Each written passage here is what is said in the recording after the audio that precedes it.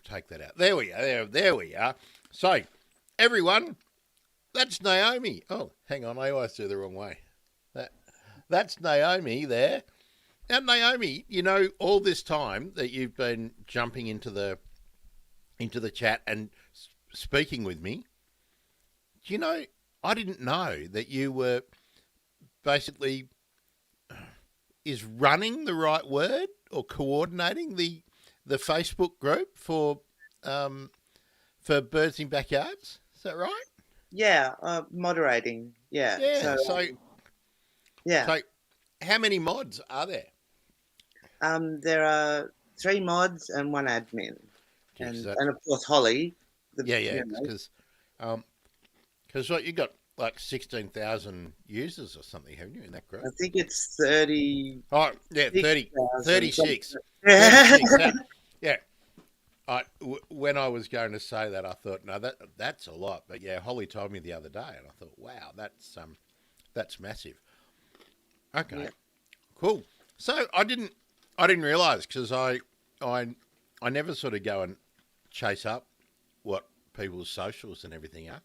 But everyone, that's why Naomi knows a lot, and she's really into birds, and it's probably why she's got time to have the bird emergency on in the background while she's doing other. Is it always bird stuff you're doing for work, Naomi? Yeah. It's bird stuff and a little bit of environment stuff. So trying to work with people to protect land that is potentially being cleared, like the Kata Reserve that I told you about the other day, with the glossy black cockatoos, and so trying to liaise, with the Holly and with people who can get involved with the big wigs who might be able to make a difference in that kind of thing. Yeah, so yeah, it's really interesting stuff. I really love it. Yeah. H2 Rider's back. Good to see you again. So I don't know how great we've been yet, but it's going to be great, because we're going to be talking about, or we're going to be watching together, the conversation I had with Sandy Horne, and this conversation hasn't made it into the podcast stream yet, so it's a special treat. Nicholas and I spoke with Sandy and talked about sort of her feeling, her favourite picks, most of her favourite picks, and a bit of a deep dive into her gear. The conversation we're about to watch, we sort of talk about that gear acquisition syndrome, and how sometimes you should just be happy with what you've got and just make do. And when you can, if you want to upgrade. But I can tell you, if I was waiting for the perfect gear, I would have never started a podcast. I'd still be waiting. And actually I'm worse off than I was when I started podcasting, because during the pandemic I sold all my cool gear just to keep eating. So I'm everything secondhand except for my lights, which are El Cheapos that I bought, and my stands that hold my monitors. Everything else, oh no, I lie.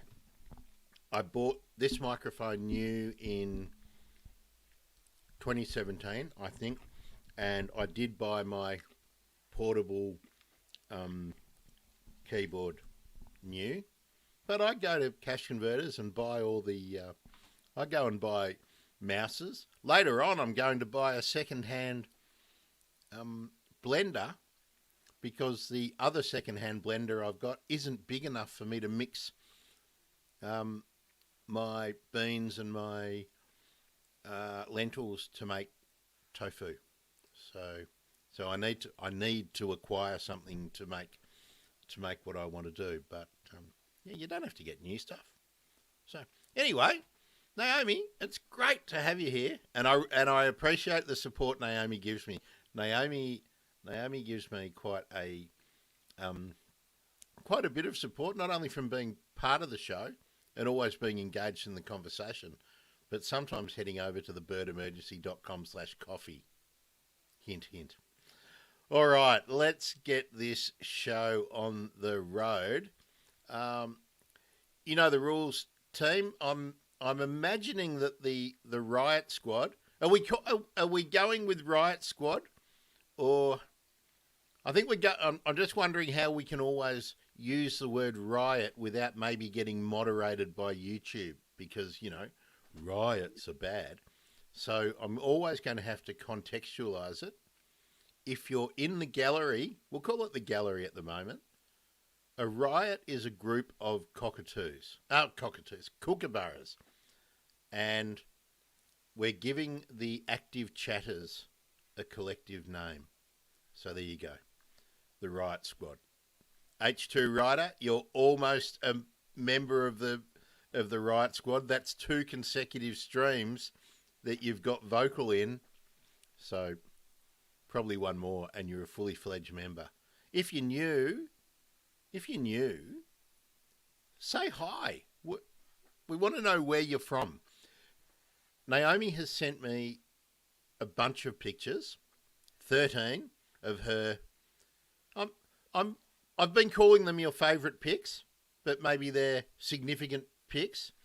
And Naomi knows that the birds that are around you, rather than the birds that you've travelled 1,500 kilometres to go and snap, are really the ones that I appreciate because you get to know them. Hi, Sandy. Nice to see you. I'm guessing Sandy and Naomi know each other since Naomi's given her a wave. Well, am I right? Is Sandy a she or a he? A she, and she's a very dear friend of mine. Yes. Fantastic. Thanks for joining us, Sandy. So is Sandy from your region, Naomi, as well? She is. She's up in the Okay. Blue Mountains. Yeah, and she's she's interested in birds as well. So yeah. Okay. Turned her on to the show. Yep. Great. Well, nice to have you aboard, Sandy. So what we'll do, I'll run the Sandy Horne's episode, and Naomi and I will be off here to the side, and I'll stop it if there's something that I want Naomi to comment on. And in the gallery, members of the Riot Squad, if you would like to point something out, you want me to stop, you want to bring something up, the comments are the place to do that, and we'll do that. And then at the end, we'll go over all of Naomi's picks. Hi, Francis. Nice to see you. I haven't seen Francis in here before.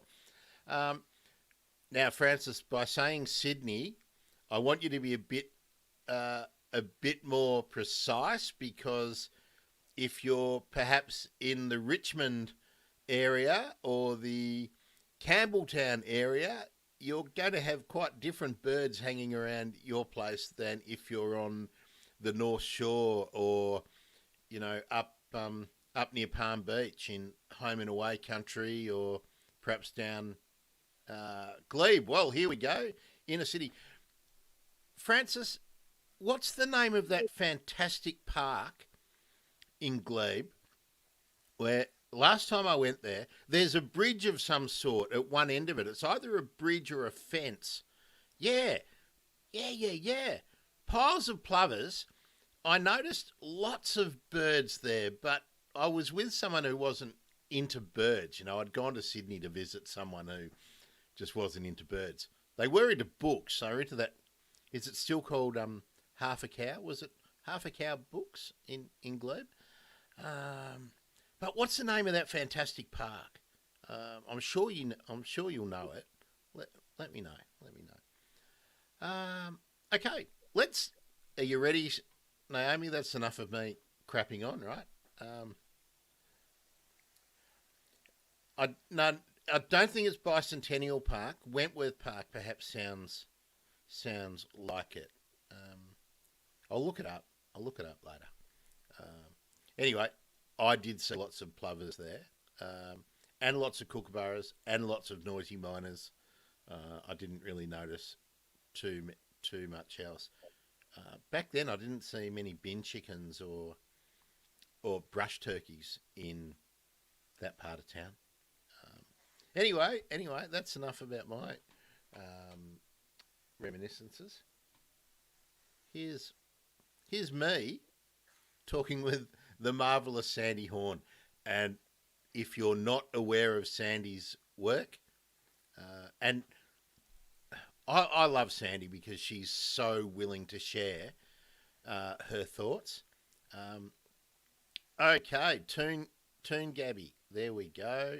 Um, I will let me just let you know that there will be at least two of those birds from Toon Gabby featured today. Um, Black Wattle, well, we'll get it right. You know, you can have as many goes as you want, I reckon. Um, welcome to the. Have we got welcome Twitch? So we've got someone from everywhere on board at the moment. That's great. All right. So for the newcomers, what we're going to do is watch. Oh, I need to get that side, don't I? No. I'm still doing it wrong. We're going to watch the episode of me speaking with Sandy Horne, with gear acquisition being a big part of it. And I remember when I asked Sandy to come on the show again, I told her this time I wanted to talk about feelings. I wanted this, and at the time, Sandy was going through a time where feelings were pretty prominent for her in her life. So I said, good, let's talk about feelings, but it's feelings and photography. And I think she just won or just been nominated for an award, but we're going to find out now. Are you ready? If you can't hear it, right, let me know quickly so I can remedy that. But I think it's fine.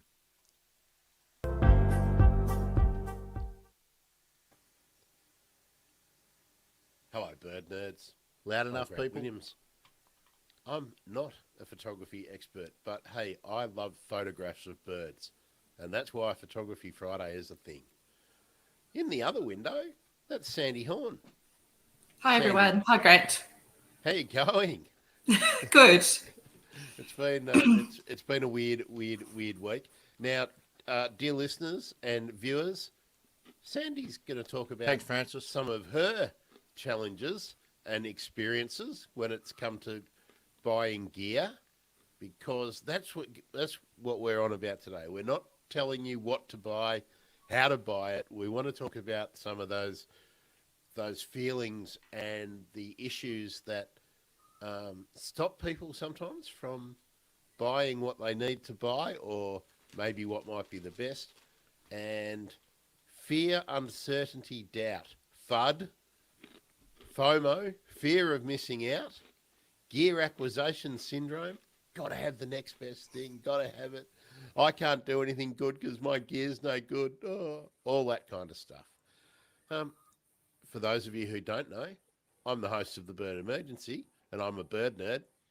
Sandy's got a day job, but she is a fantastic amateur photographer. But I hate tagging that word on to you, Sandy, because you are a very, very skillful and empathetic photographer. And last week we raced through a bunch of your favourite shots from your Flickr album.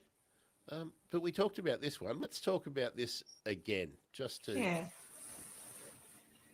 Well, that's my photo of a backyard magpie, actually front yard, that has been shortlisted in the Australian Geographic Nature Photographer of the Year Award, which is remarkable because I see myself as a bit of a beginner, really. So really pleased that was picked up, because I'd tried for many years to get a photo shortlisted in one of those big competitions.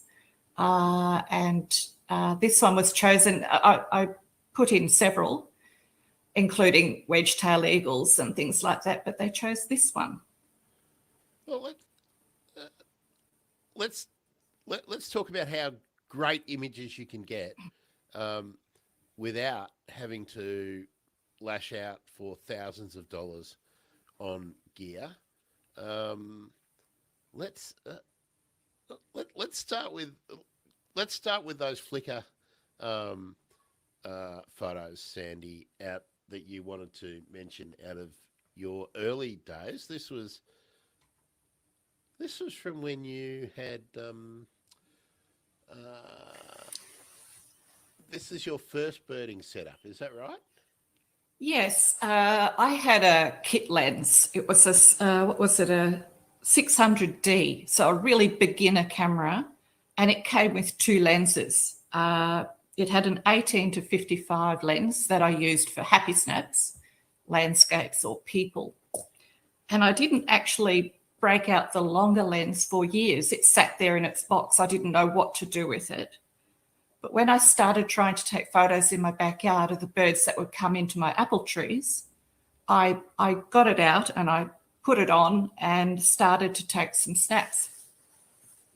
And this was my very first trip to Glue Pot with that setup. So 600D with a 55 to 250 lens, this one.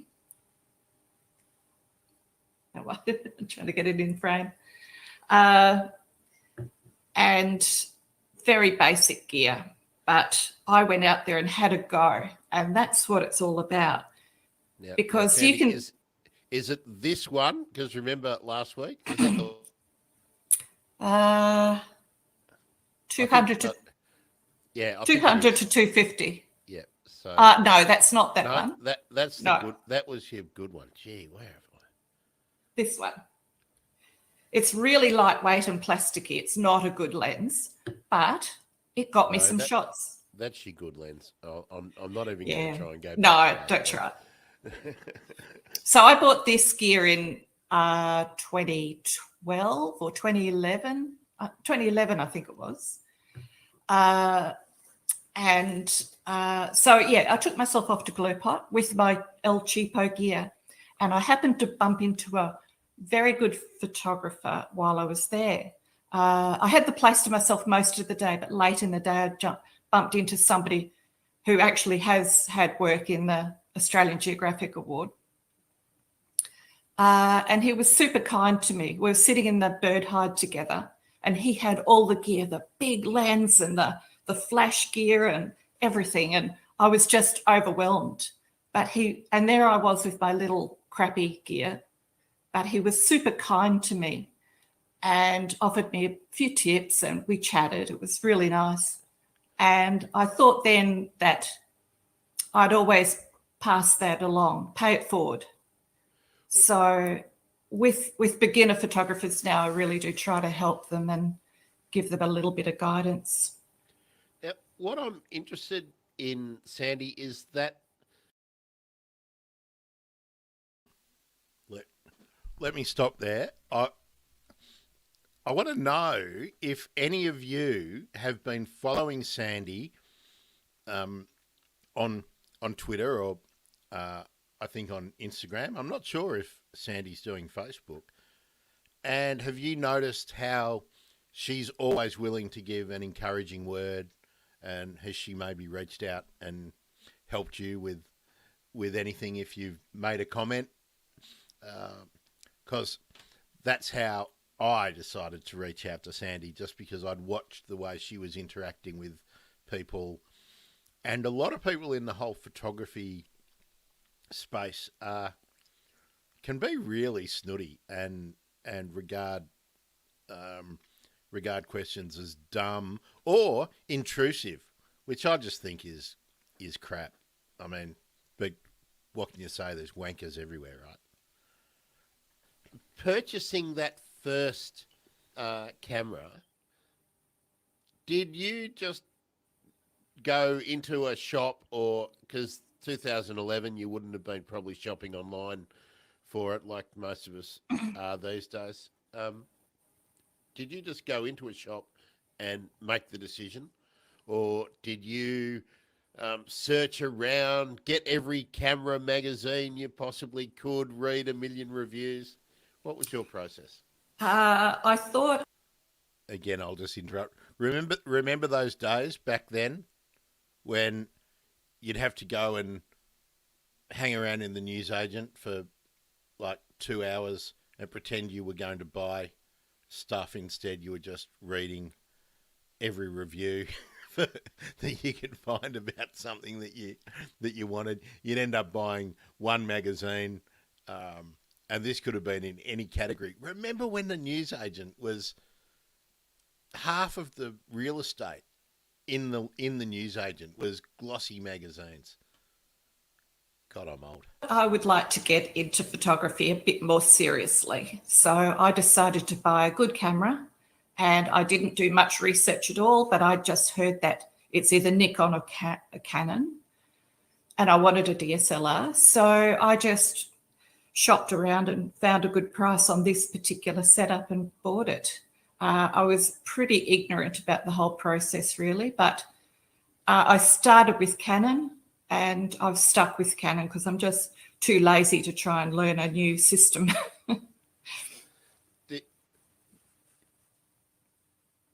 Easier, wasn't it, when there were less choices? I mean, it was kind of Nikon, Canon, maybe Pentax.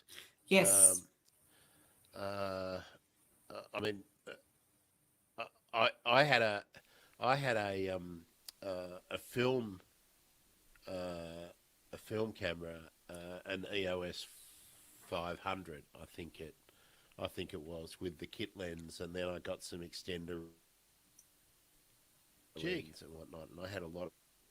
You're breaking up, Grant.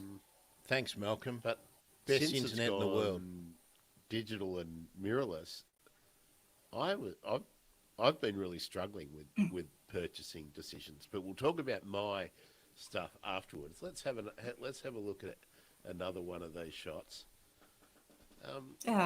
Brown tree creeper.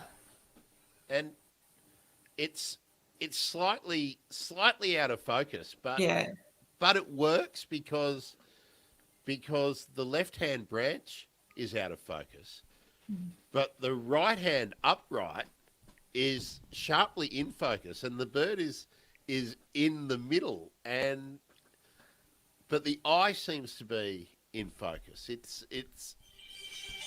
still a good shot. Hello, Sandy, come to work. Someone say it is a work call. Someone's had to go home, Sandy. Come and fill in. Look, Sorry. We don't really. We're not losing any sleep over the perfection of today's production. I'm sure people can hear. I'm still suffering from whatever I've had for weeks. Yeah, I had a nasty flu a few weeks back too. It really knocks you flat. Yeah. So anyway, let's talk about this. This is a glue pot as well, I'm guessing, Sandy. Yeah. Yep. Same trip. Same trip. Okay, and we'll just pull up the other one. This is a favourite bird. Oh yeah, little Jackie Winter. Or flycatcher, Such a sweet little bird. And of course, when I was taking these photos, I didn't actually know what these birds were. I was back home editing them, sending them out to bird identification sites to say, what is this bird? So it was a steep learning curve for me. Sending them to your Facebook group, Naomi? Probably. Let's go back to that one.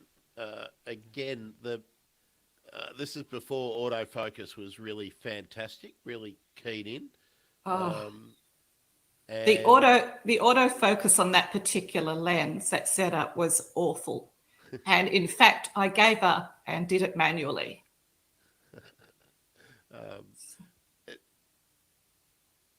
Did you suffer any buyer's remorse? No, because, it was worthwhile. I got my fun out of it, and it was a good starting camera for me because I didn't know how long I was going to stick at this hobby. So it was pointless for me to go out and spend thousands of dollars when I had very, very basic knowledge. So I was happy to spend I think that first kit cost me something like $650 or something. So that was a reason. In $2011, so yes, probably looking at about $1,500 or something nowadays. But you can get a whole lot more than you could have bought back then for $1,600. So Exactly. So I was really happy to spend that money and to start that process. And then once I got into it and understood it more, I was happy to add to that. So all of my purchases have been spread out over the years. So I've gradually worked my way up. But knowing what I know now, if I was to give anybody any advice, it would be the lens is the most important thing. I've had a very expensive lens bolted to a really cheap camera that's taken awesome shots. So it's all about the lens. that lens? Well, that lens will only fit on a very select few camera bodies. So you've got to be careful of that too, compatibility. But I can show you this is my RP. That's a mirrorless camera body. So it's a cheaper one. I think they're about $1,700 or $1,800 now. And that's an old lens, but I've got an adapter in the middle. So you can use your old lenses with your new mirrorless technology if you've got that adapter. But that long lens, that main long lens I've got, you can't bolt that to anything but 3 or 4 different Canon cameras. And that obviously fits on your new camera, which is the 700, Yes. isn't it? It's this one. Yeah. So from the first camera that you had and the kit lens that took this shot of the beautiful red-capped robin, how long did it take before you decided you wanted to get a better setup? Like, did you, was it a quick process? And then when you needed to change up, when you'd understood that you need a better lens and perhaps you wanted, tell us what you were looking for. Was it the autofocus or was it distance? Was it, did you want a fast lens, like a light that will, a lens that will give you more flexibility in lower light conditions? All of those things. But as it turned out, my first long lens was just a lucky situation where I happened to go out on a birding trip with a group of people, and there was a man there who had a 400 prime for sale. So I tested it out on that day and liked it. He ended up putting it in a shop in Adelaide for sale, and I thought about it and agonised about it. And I ended up going back to him a couple of weeks later saying, can I have that lens? So secondhand, that was about $950. So a considerable purchase for me at that time. That was in, I've got it written down here somewhere, August 2015. Okay, so it was a 4-year kind of process from your first purchase and getting familiar not only with the cameras, but starting to get familiar with birds. Yes. And then moving up. Yeah. So,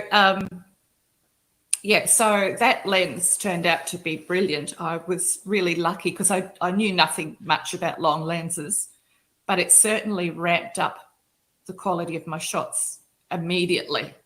So I was starting to get pretty frustrated. Sorry. Bringing her again. They do want you to go to work. They on do. Your day off. Yeah, That's I know. what it is. I know. I was starting to get frustrated with my setup. I was aware that I was probably going to have to upgrade and do something a bit better if I was going to get better shots. And like you say, getting closer to the birds, so you need a longer lens. The 250 millimeter I was using, you had to try and get really close to the birds to get good shots, and that's tricky. One of the benefits, though, of having the shorter lens, I think, when you are beginning, is that you get to see the birds that are a bit easier to approach, like the Jackie Winter, and in my case over here, the white-brown tree creeper. Yeah. Birds that that are not really cryptic and that are not Yeah. are not usually too upset when they know people are watching them. Yeah. You know, some of the honey eaters are in that Yes. are in that case as well. So you can sort of hone your craft. Did you find it? What did you find more rewarding straight away, Sandy? Was it getting to understand the birds, being familiar with the behaviour of these new creatures that you probably didn't have that much of a deep interest in before you were training the lens on them, or was it the developing the technical skills and being able to sort of be a bit artistic in the way that you you represented the birds? It's all of those things, really. Yeah, getting in nice and close to watch them. Of course, the artistic side of it comes into it because that's part of who I am. I love to watch bird behaviour, and that's part of birding too, because if you're going to get good shots, you need to understand where they're going to go next. So yeah, it's hard to narrow down just one of those. What about the post-processing side of it, the editing and, you know, all the stuff that I still have? Yeah. Oh, Excuse me, yes. have no idea about really, and that I can't wait to get learning about. But the touching up, you know, the whole studio that is your computer. When did that become as important as getting out and taking the shots for you? It's always been important for me. Before I let Sandy answer more, can you all think about so that we can talk about it later, how you approach editing and composition, cropping? Naomi, you're going to love what I've got lined up for after. And if you would like to share with us what you use to edit your photos, to process them. Do you do colour grading? Do you apply any LUTs? Are you using the proprietary image manipulation software that came with your camera or that is available through your camera manufacturer? Or are you using something different? I think we could probably all benefit by sharing that a bit later. Because I have that background in printing and publishing and graphic arts, so I was familiar with Photoshop. So that's a big part of it. I do enjoy getting home at the end of the day of birding and having a look to see what I've got and then editing a couple of the good ones. It always gives me great satisfaction. And then as I'm going through them, I'm remembering the moment. So I'm going back through my head and getting those same sorts of feelings that I got out in the field. And even now I can look through old photos and I'll remember the circumstances. That I can remember where I took that red-capped robin. I know exactly where that was and I remember the moment. And I think that was the first time I'd seen a red-capped robin, in fact. That's an interesting point, Sandy, about that experience of the lifer, the first time that you see a particular species. Yeah. I've got a spreadsheet. Can you hear, is it coming through? Can you hear the magpie outside Sandy's window as she's talking? It's pretty delightful. What I was wanting to know is how many of the lifers is it the first time that you actually glimpsed the bird? I don't mean on a photography trip, but how many do you reckon the very first time that you've glimpsed and identified a bird species has it been through the lens, or have you sighted it with naked eyes or binoculars first? You've always got to get the shot or it doesn't count. I don't actually put it on my my spreadsheet unless I've got a photo of it. Who else is like that? Put your hands up if you don't, if you do not mark as seen, if you're checking off on your list, if you don't get a shot, you don't tick it off. Sandy is the only person I've spoken to who has told me that. I reckon that's discipline. So a lot, a lot of people. You're the evidence. You're the Yes. evidence person. Yes, I've got to be able to prove it. So everybody has their own way of measuring their lifers, and for me, it's actually getting the shot.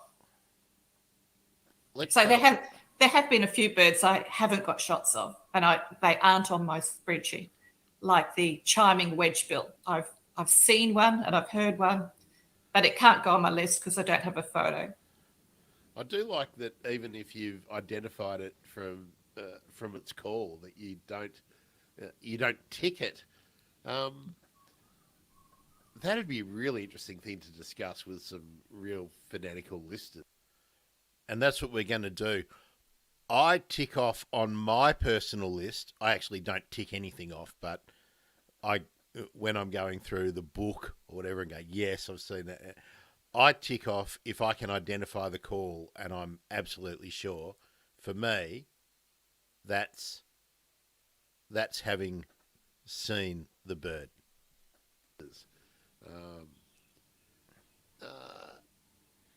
You're obviously not putting a whole lot of your self-worth in the bird community in the size of your list, Sandy. No, my list is pretty pathetic, to be honest, but I keep working at it. But you can show someone everything on your list. I like. Okay. I like that.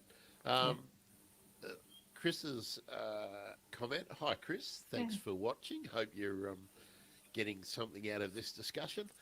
Brown tree creepers in Alexandra. Now, it must have been pretty cold in Alexandra this morning, I can say. Chris, are you using, Chris? Follow up with the comment. Tell us what phone you're using to take shots, and are you using any of those little add-on lenses that you can get for the mobile phone to extend your reach a little bit? I have a fairly old iPhone, and unless I'm within 20 feet of a fairly large bird, it's just not worth me even trying. I have got some nice videos of the corellas and cockatoos and whatnot that I was feeding early in the park in the pandemic, but it's not worth trying to get the little wattle birds or anything as they're chasing each other around. It's just not worth it. And of course, because it's a fairly old one, I can't even do any post-processing and blow them up because they're just so grainy. So tell us what you're using, and do you regularly record what you see around you? Sandy, are you constantly thinking, gee, I'd like to buy another lens. Oh, I could do with another body. Oh, I wish I had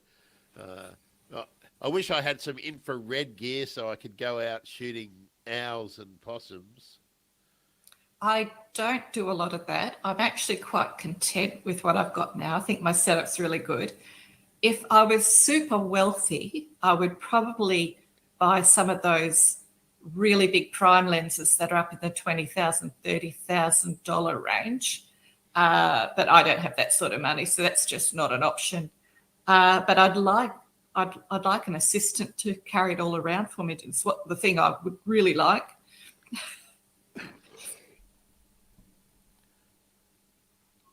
Sorry there. That's all right. Yeah, I have to say that being a full-time podcaster about birds, That's not good for getting an income for buying any sort of good camera gear. So I'm in that. Always looking through the second-hand bargains, and I know pretty much what I want. But we'll leave my awful story to the end. Here we are, Chris. Thank you again, Chris. My iPhone's a 7, Chris. So traded up from the 4S to the 7. I'm thinking of getting a bit further. Okay, so Chris puts everything on bird data. Chris, do you try and get a photo of everything that you tick off your list, the way that Sandy does? Be interested to hear who else is doing that. It's a bit of a different discussion to have. When do you validate your observation and call it a tick? I've got lots of birds that I know that I've seen, but I haven't got on my list. I don't. Although my list, I haven't I don't update it frequently. Whenever there's been a taxonomic change, and I might be able to get 3 more ticks or something. Yes. I'm just not. I'm more into watching the birds and seeing what they're doing than telling anyone what number I've got. Haven't got a clue what it would be. Here we go. This is great. Sharon Moffat Dole, again from Facebook. Hello, it's great, Facebook. Hello, everybody on Facebook. iPhone 11. Yeah, that's what... I think that the shift between like a 7 and an 11 is probably between a kit lens and one of the $20,000 lenses that Sandy was talking about. The photo technology on the new iPhones and everything is okay. Good. Sharon's also saying it's not a tick unless you can photograph it. Yep. So my question would be to both Chris and Sharon, and to you, Sandy. How many entries have you got in the Great Bird Terrible Pick hashtag or Facebook group? Oh, the Crap Bird Photography Facebook group. Bird Is that what you're talking about? Yeah, yes. I was just trying not to swear because. Oh, sorry. But no, it's. I'll just put a duck over any words. Well, yes, I love that list, that Facebook group, and I've got quite a few in there. And I don't delete everything anymore. I save the bad ones just for that group. Where I live, it's going to be, and as I take this little baby out more and more, crap bird, crap pick is going to be my thing. So I don't think there's any way that you can call a common miner anything but a crap bird, can you? Yeah, I think we talked about that last week. Sharon wants one of those prime lenses. So yeah, and she this agrees. This is that prime lens. Yep. That I bought for $950. And we talked about that in great detail last week. So now the podcast episode of last week's discussion goes live in the podcast feed today, and this discussion this week will go live next week. So, of course, I changed my mind and I held it back. So I was thinking I was putting too much stuff that wasn't hardcore bird stuff in the feed, but I don't know. You guys can tell me if you subscribe to the podcast. I get mixed feedback about some people don't want me to put things like the discussions with Holly and Daryl Jones and photography stuff and koalas and stuff in the feed. They just want ornithology. What do you guys reckon? Because you guys are here. You're the kings. This is what we're doing it for. We like the feedback and the input. So calls are sightings. I agree with that. But do you have to record them on your phone at the same time? I don't know. I rarely, when I'm out walking, do I have the phone in a position where I want to be. I suppose too.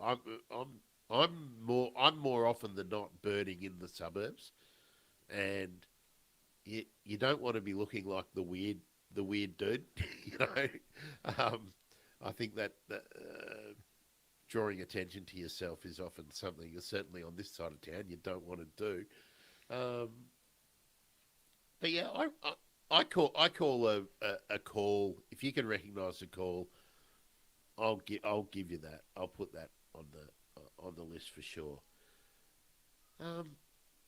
So Sandy, having made one step up with your gear, when did you sort of go into that macro field, and did birds lead you to landscape and to macro, or were you on that track at the same time?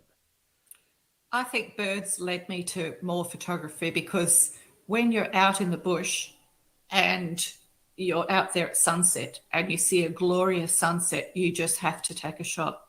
So typically I've got a couple of cameras with me at any given time. And if I'm heading back late in the day, I'll often stop to take a photo of the hills or the sunset or whatever. And I enjoy that, but it doesn't float my boat the way bird photography does, because I don't see it as challenging. I always like to get good shots of whatever, even architectural shots. But it's the bird photography that really does it for me. So the macro, that was just something I thought I'd like to have a go at. So I bought myself a macro lens, and I've enjoyed that. It's a real hard workout sometimes when you're down on the ground trying to get tiny little orchids and things, but you know, it's a nice thing to do if the birds aren't around. If the birding's really quiet, I can usually find something else to take a photo of. Let me take that out of the stream for a minute, and because I've got your Flickr up, which album should I be looking for your? Probably Botanica. Let me Do check out Sandy's public Flickr. It's great. I'll just pop that up, and you can talk to Janice while I have a look in your Flickr. Botanica. Oh, I like your Drosoras. Gee, look at that. Yeah, they're lovely. What did Janice say? You can read it out while I'm... She said, I'm a bird enthusiast, not a photographer. I struggle managing my binoculars while using the ID app on my phone, let alone trying to throw a fancy camera to capture the bird in there as well. Well, I don't ever try to ID a bird out in the bush. I take a photo and then I take it home and get the ID once I'm at home. That's a good tip, isn't it? I don't use binoculars at all. I look at everything through my long lens, so that's not a piece of kit I have, although a lot of birders do have binoculars. Yeah, I'm pretty old school. I think I'll always have binoculars with me when I'm out and about. I'm moving away from that. Actually, I find it's a pain in the neck to be wrangling binoculars and the camera at the same time, especially when I sometimes take the proper camera, the good camera, and the freebie that I got when I bought the lens that I want to use with the proper camera. just because I can take, video, YouTube kind of websites and shots on with the other camera that's just in HD, not in 4K or anything. But anyway, first world problems, right? But not on my normal walk around the park, I must say. I don't. Yeah. Yes. I don't do that. Actually, that's something I'd like people to comment on. Do you ever feel inhibited when you are out with your camera gear in a public setting, Yes. or recording? Yeah. So Yes. we- Yes. talk about- Yes. You have to be pretty careful. I was once in my hometown taking photos, and my sister took me out to this pond because she said there might be some good birds there, and there were. And I was happily taking photos, and a man rocked up in his ute, questioning me about why I was there. And there happened to be an abattoir nearby, and he was the owner of the abattoir, and he was concerned I was a greenie getting shots of the abattoir. So I had to quickly explain what I was doing there. And he was happy. He went off. That was fine. But yeah, you do have to be a bit careful. People can take exception. They think you're taking photos of them. So you have to use your judgment. Yeah. Yeah. I'm just scrolling through some of your Botanica pictures, Sandy.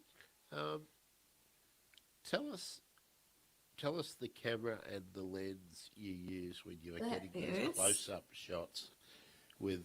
That is a 100mm macro lens. I'll have to look up the details. It's an EF 100mm f 2.8L macro Canon macro lens. And it's a nice piece of kit. In fact, I'm going out this afternoon, and I'm going to go and look for some orchids and flowers and things, and I'll have that with me.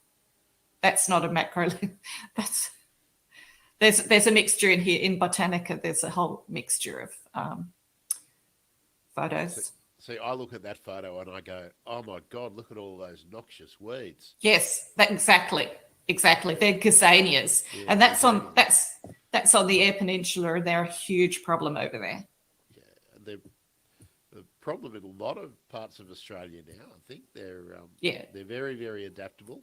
Same with the Cape weed. That's the Cape, Yes. the gazania or Cape daisy. What do you got there? A nice little mesembryanthemum, I think or the nude flower. Little succulent with the purple flower. Yeah. That'll be the fringes of marshes and wetlands. And That was at a wetland at Arno Bay. Oh, there's a bit of spinifex. But that's not a macro lens. That's not a macro shot. No, that's a landscape shot. Yeah. Same with that. Oh, that's a nice shot, Sam. Yeah. Tell us about that. That's the flowering spinifex. That's what the flowers look like, the seeds. And so I just really liked it. I could see the potential. Look at the background, the scalloping of the light in the background, and beautifully shaped with the flower heads in the foreground. And took the shot. Yeah, you've got the down here. You've got the green and the delicate red of the new growth at the nodes, and then the light coming. How do I go out? There we go. And the light coming from the side, I think there, Sandy. Into yeah, very nice. And your magpies are back too. That's good. Oh yes. Yeah, sorry about that. I can't control that, sorry. No, it's good. I like it. I like hearing them through the background. Most of these look like they're landscapes, so I'm going to go back to the album. Excuse me while I just cough for a minute. Sorry, everyone. Where's my...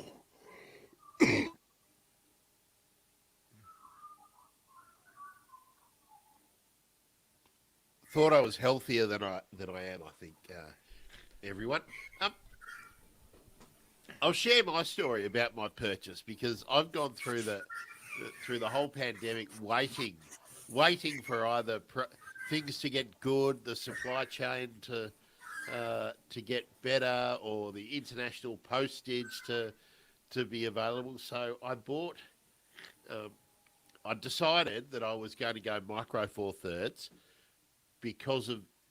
I'm hoping that next year I spend a lot of time on the road doing a number of things that are loosely wrapped around the podcast. So I wanted to have stuff that didn't take up a lot of room and that was fairly lightweight for traveling, because I've got to take all the audio gear and then the sound gear, and then I've got to try and take everything else that I need in like one small case. So the idea is that I don't have anything more than an audio case, a camera case, and then a small backpack.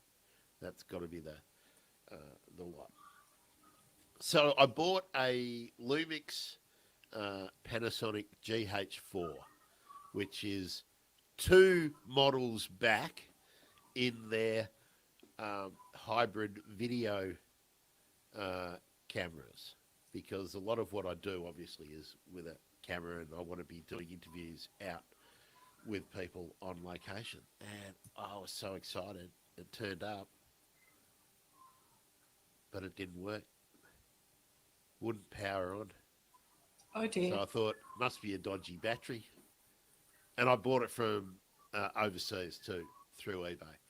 I thought, oh, it must be a dodgy battery. Must be a dodgy cable. So bought some cables, bought another spare battery, bought the battery power adapter insert thing. No action. Oh, God. So took like 6 weeks to get here. Took me weeks to send it back.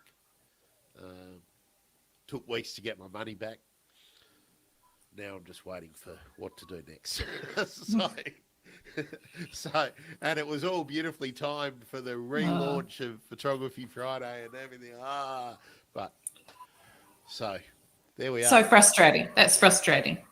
Yeah, and in a way, I'm kicking myself because I spent so long trying to make the decision, and I'm going to be far less concerned about making the right decision next time. But because I'm in that second-hand market, and that cameras are now like cars, in that as we came into 2020, things that I could have bought for $400 are now looking at $1,200, $1,500 on the used market, because everyone's got a new hobby, right? And the supply chain issues have made it really difficult for the camera manufacturers to get their new product out into the marketplace. Yes. So anyone looking for new gear is trading up to the next model of second hand, the later model, rather than waiting for the brand new one. So that's my story. I wanted to tell it last week and see if Nico had ever had a similar issue with buying something that was so exciting to get the box, so disappointing when the reality hits home. Have you ever bought a bad piece of gear? It's kind of like Turkish Delight in the party pack of chocolates.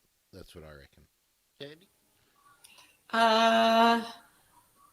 No, I don't think I've ever had a piece of gear that I've regretted buying, put it that way. Because even if a piece of gear isn't ideal, I think you always learn from it. But yeah, no, I think I'm pretty content with my stuff. Are you looking at trading up again? Are you? No, I'm happy with what I've got for the moment. I think this will keep me going for a few years. I've spent an awful lot of money in the past 12 months. I really can't justify any further purchases at this stage. Although I would say that I'm sort of stuck in the whole Canon gears, but there's a whole lot of new stuff out now that you don't have to carry around these heavy cameras anymore. So I am a bit jealous of these people that can go out with their much lighter weight, much more compact cameras and get good shots. So do you have a local camera shop or dealer or something that you go to get servicing or repairs, or that you picking up some new fast data cards or something? Like, do you have a relationship with an outlet? I used to, and then they let me down. I used to always, I won't mention names, but I used to go to a shop in Adelaide for all of my gear. And I went in once and I felt treated like a woman who didn't know anything. I was sort of talked down to. And a couple of other little things happened, and I thought, I'm not going back there again. So I shop around. I use all the different shops. And I've sometimes ordered, the high-speed little cards. I use the cards that super high-speed ones. They're quite expensive, about $300. So I'll buy those online quite often because you get a better deal online than you can from a bricks and mortar shop. Yeah. I might just explain why you haven't seen any of my photos or videos yet, because the cards that I must use to do high quality video in this camera are the ones that Sandy just mentioned. So the ones that are about $65 each, I can get about 5 minutes of video. So there ain't much point. So got to save up for the high capacity ones. Yeah, that's a really interesting point. I think I really want to find a local or at least an Australian outlet that it can deal with, but you just can't you can't rely on the pricing because of the movements with the dollar and whatnot. So when it's such a high, I mean, for me, anything with the photography, or actually anything with the audio as well, is such a high proportion of the income that I make, that I is make the choice that I would like to when it comes to some of the periphery gear.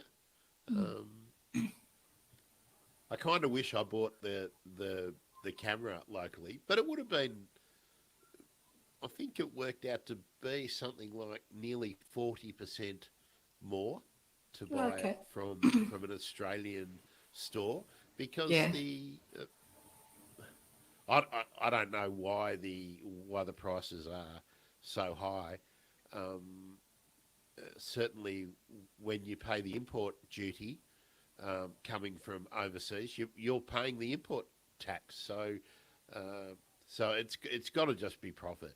It's got to just be the extra whack of profit. But it's kind of nice to be able to go into an actual store and go and speak to people and buy your item and walk out with it in your hands, and to support local stores. So I actually do like to buy over the counter, but I'll quite often do that with my big gear. But for the little stuff, the peripheral stuff, I'll often buy online. So for those in the watching now, have you ever had a horrific or extremely disappointing gear story? I haven't with any of the audio gear that I've bought. I've been lucky with all the audio stuff that I've bought,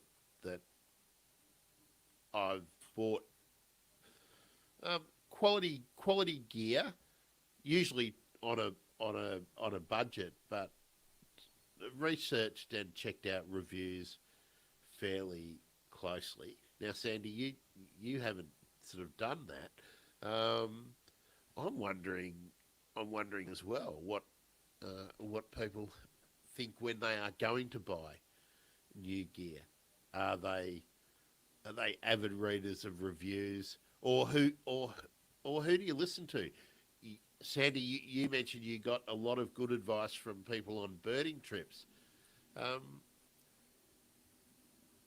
wonder if that's really common, or whether people are doing, especially over the pandemic, where we've been watching experts on YouTube. I've also picked people's brains. I've got a couple of friends who are really good photographers, and they do read reviews. So when I was looking to get the R6, I sort of went to these friends, and they went and read all the reviews between the R6 and the R5 and gave me some guidance there. And one of the people were Nico. I went to Nico for some advice. So he was very helpful. Well, that's why he's part of the panel, the team that we've put together for this, and that's really how I want a way for people to get some really good information from people who really know their stuff and have got a lot of experience to back up their opinions, and that because I'm totally starting out and coming from a perspective of where I still will be reading things and thinking about it in the way that I always thought about photography in the film days, and it's a lot of the the internet. In fact, it seems that, and I'm looking forward to getting a camera with some really good auto exposure and playing around with a lot of the settings. That it just seems to be a lot easier to be at the basic level. I don't misinterpret my remarks by saying that it's easy to be a good photographer. I'm not saying that, but I think it's easier to go out there with so many of the take decent shots, to be happy with, to be showing your friends and family, and to getting the point across. Yeah. I remember why this episode didn't go in the podcast feed, because it was so choppy that I couldn't really make a good edit out of it. So Malcolm Turnbull, Paul Fletcher, Mitch Fifield, thanks so much for the internet you gave us. I've known a few people who have got it. Sorry, I'm talking over you. No, we just had an NBN glitch as Yeah. normal. But the issues of overexposure and underexposure are far less dramatic, I think, than they were when I was working in a dark room and with one of those, the bags, where you take it into pieces. Oh. Yeah, I've done that. Very old school. Yes. Very old school. Using the slide films. Remember? Oh, processing slides, boy. Yeah. See, I'm really old. Yeah. In the dark room at school. That's where I went. Oh, and I mean, I'm reluctant to even say it, but remember having the what was the enlarger and trays of bloody chemicals and everything. Yes. It was did all that. It was such a different experience, Yeah. and I'm coming into it from that. The intermediary for me has been this, right? So, yeah, that'll be fun. Well, no one seems to have had a horror story. That's disappointing. Well, no, that's not disappointing me. Disappointing me because we haven't got any content to chuckle and laugh about. But I'm really glad that people are not having bad decisions or bad experiences with with their purchases, because it's such a they're big ticket items, you know. Mm. Getting a bad Yes. camera is like getting a bad car, being stuck with a lemon Yeah. that you know, and having warranty issues and all that. And of course, warranties and all that are another whole other issue. Have you had any problems with repairs or warranties? No, never had any issues. Really lucky. That's great. What about gear being lost or stolen? That's the other thing that I worry about with the idea of travelling. Yes, well, it is a worry, but I've never had anything stolen. I have dropped cameras, which is horrible, but I haven't actually broken anything. It's a miracle because I sat. Sorry, Sandy. Martin, we want details. Nothing that's actionable, but I'd love to know what the reason for the disappointment is, and whether it's because you bought something that overpromised that doesn't do what you thought it would do, or is it just a bad piece of equipment? Is it faulty? That's what I'd love to explore. I sat my camera on the bonnet of my car once to take a selfie. I was up on top of this cliff and it was just beautiful. So I'll get a selfie, set it up, and I walked to the edge of the cliff to take the photo, and I watched as the camera slipped off the bonnet of the car onto the rocks. And I thought, oh, there goes my camera. But it was actually fine. It was a miracle. That's good news. That is good news. Yeah. So gear acquisition syndrome is not something that's ever bitten you, Sandy. Oh, well, I can't say it hasn't ever, because sometimes I give in and go and buy the thing like the macro lens. And you never know, there might be something new coming out soon that I might say, oh, I would really like to have that. But generally I have to save up for stuff. I don't make spur of the moment choices. I think about it. I get people's opinion, and then, yeah, I have a look around for a good price. Yeah. Now, we talked about this briefly last week with Nico, and I wanted to explore this more with Nico today, but I might flag it just for comment if people want to talk about it. How important is the ability and the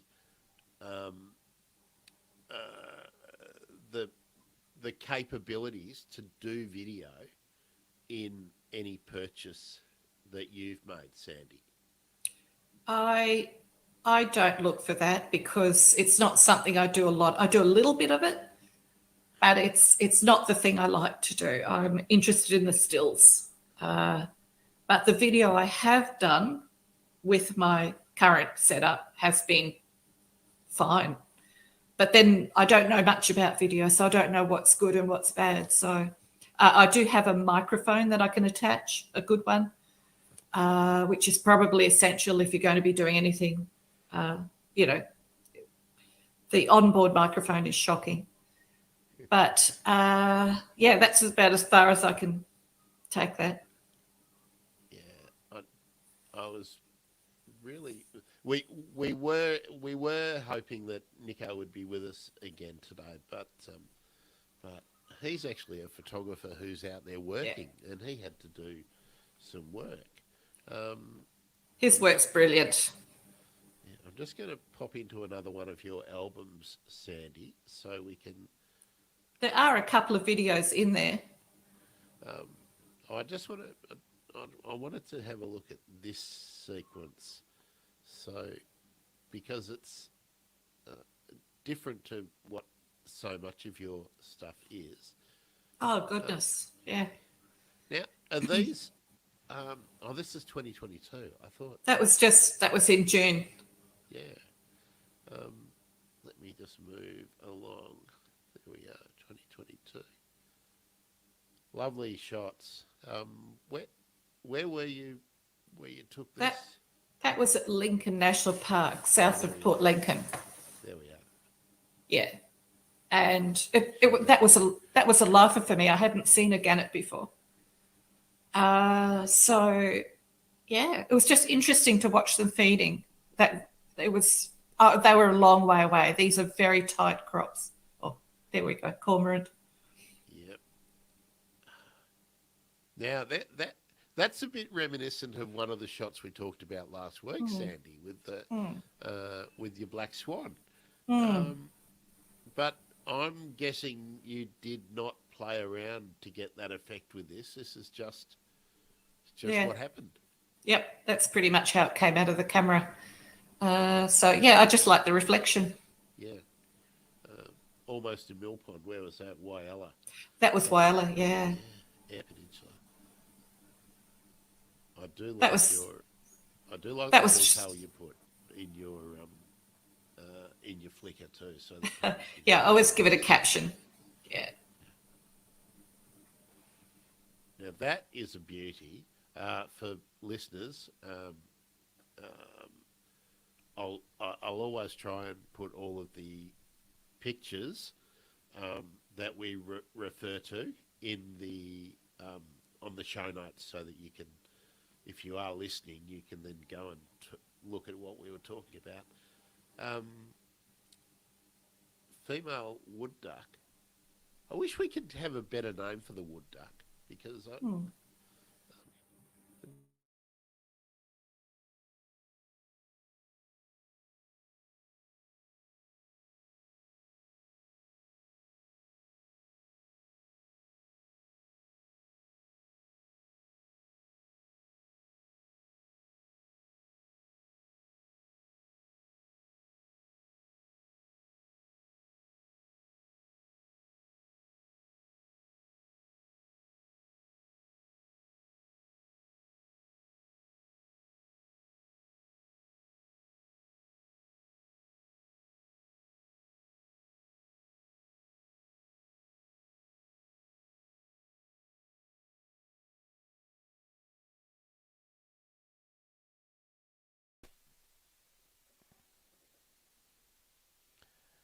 Okay, looks like we're back. I think my internet let me down. Naomi, are you back?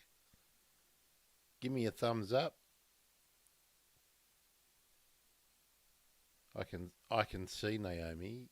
Can anybody still hear me, or do I need to reset this? I can hear you. Oh, good. Okay. Yeah, so something was going on. I can't wait until we get this fibre to the premises. That hopefully will fix this. I live in a group of 6 apartments, and we share the internet with I think 4 other properties. So there's at least 10 individual connections coming out of this one box, and it's sometimes pretty ordinary. Anyway, sorry, I'm going to bring this back just a little bit. Sandy was talking about, or I was talking about, wanting a better name for the wood duck. I love the wood duck, but there's 2 other wood ducks. try and put all of the pictures that we refer to in the on the show notes, so that you can, if you are listening, you can then And go Martin, and we're going to talk about what we were talking about that before. Female wood duck. I wish we could have a better name for the wood duck, because it's a very handsome beast. And look at the It is. details They're- in the primaries and that. They're absolutely stunning. Yeah. And that was just down at the local pond here, a suburban pond. And it was a really cold, dull day. So it was not perfect for birding, but it shows you that you can find birds anywhere, and you can go birding in any conditions and find something to take a photo of. Thanks, Sharon. Oh, I didn't unmute myself. There, I'm talking Sorry, away. I was muted on both of those last 2. Oh, can you believe? See, it was happening all the time. Really good. Sharon, what do you normally take photos of? Be interested in that. Oh, there's your another black swan, Sandy. Was that actually? Let me ask you, Sandy. Are these black swans that are in this album? Is this the same? Is this the same bird or the same day? No, For it's when, not no, different day, but they could well be the same birds, the same location. same Greenfields location. wetland. Okay. Yeah. All right. We might pull out of there. Now we've covered most of what I wanted to talk so far today, Sandy. The fear, uncertainty, doubt, I think, is the thing that I am struggling with, especially now having bought something online, waited so long for it, and the experience being less than satisfactory. So, but I'm not deterred. I'm watching every day for the next thing to come up. I may be switching from one maker to another, but I still think I'm going with the Micro Four Thirds. But there's two main options: there's the Lumix and the Olympus, or what are they called now? OME or whatever they're no longer called Olympus, but they've got an O. So I'll still be looking at something like that. But I need something as well, which is good for doing this, because I'm only using the laptop camera. I don't want to waste my time with a webcam. I want to get another camera that'll be good for doing interviews. So I am looking at the Canon, the cheap sort of video logger kind of end of the market. Lumix have got one, Sony have got some, of course.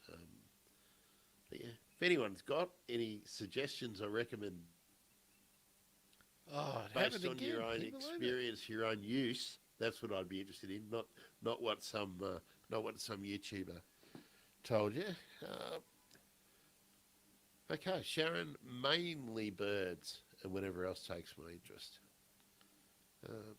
So Canon 80D and 100 to 400L. What's the autofocus like with that lens? I'd be interested in that, Sharon. And photos for your art. Tell us about your art. I'm very interested to know how you are using your gear. You do some arty stuff, Sandy. How often do you go out with the mindset that today it's art and not birds? I don't do that enough. I should do more of that. I need to, when you're doing that sort of stuff, it's good to plan, because you've got to have the light just right and everything's got to be just right.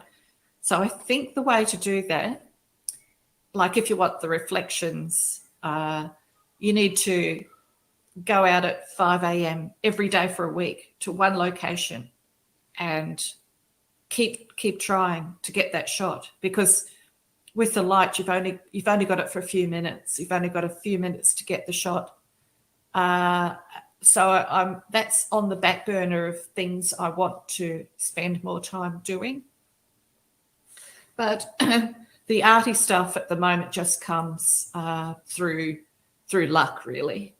I'm in the right place at the right time, and I can see the potential, so I go for it. How much, when you're looking to make an artistic statement, so if you've got something in mind, like reflections or something, I mean, it's hard to talk about what might be in the mind of the artist as you're heading out there with your inspiration at 5 a.m. every morning for a week. But how much of what you achieve in an art sense, I feel like we should be on the ABC at 10:30, talking crap to about 3 or 4 people. Oh my God, that's what we're doing. Um,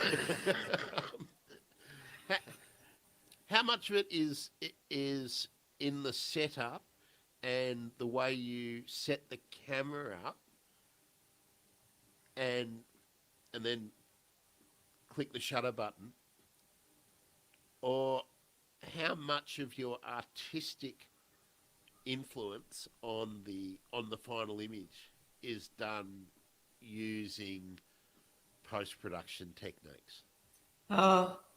I really like to get it straight out of the camera like that. I think I don't use a lot of the filters. Sometimes I muck around with it, but it's not what I like to do. I want to be completely honest with my work.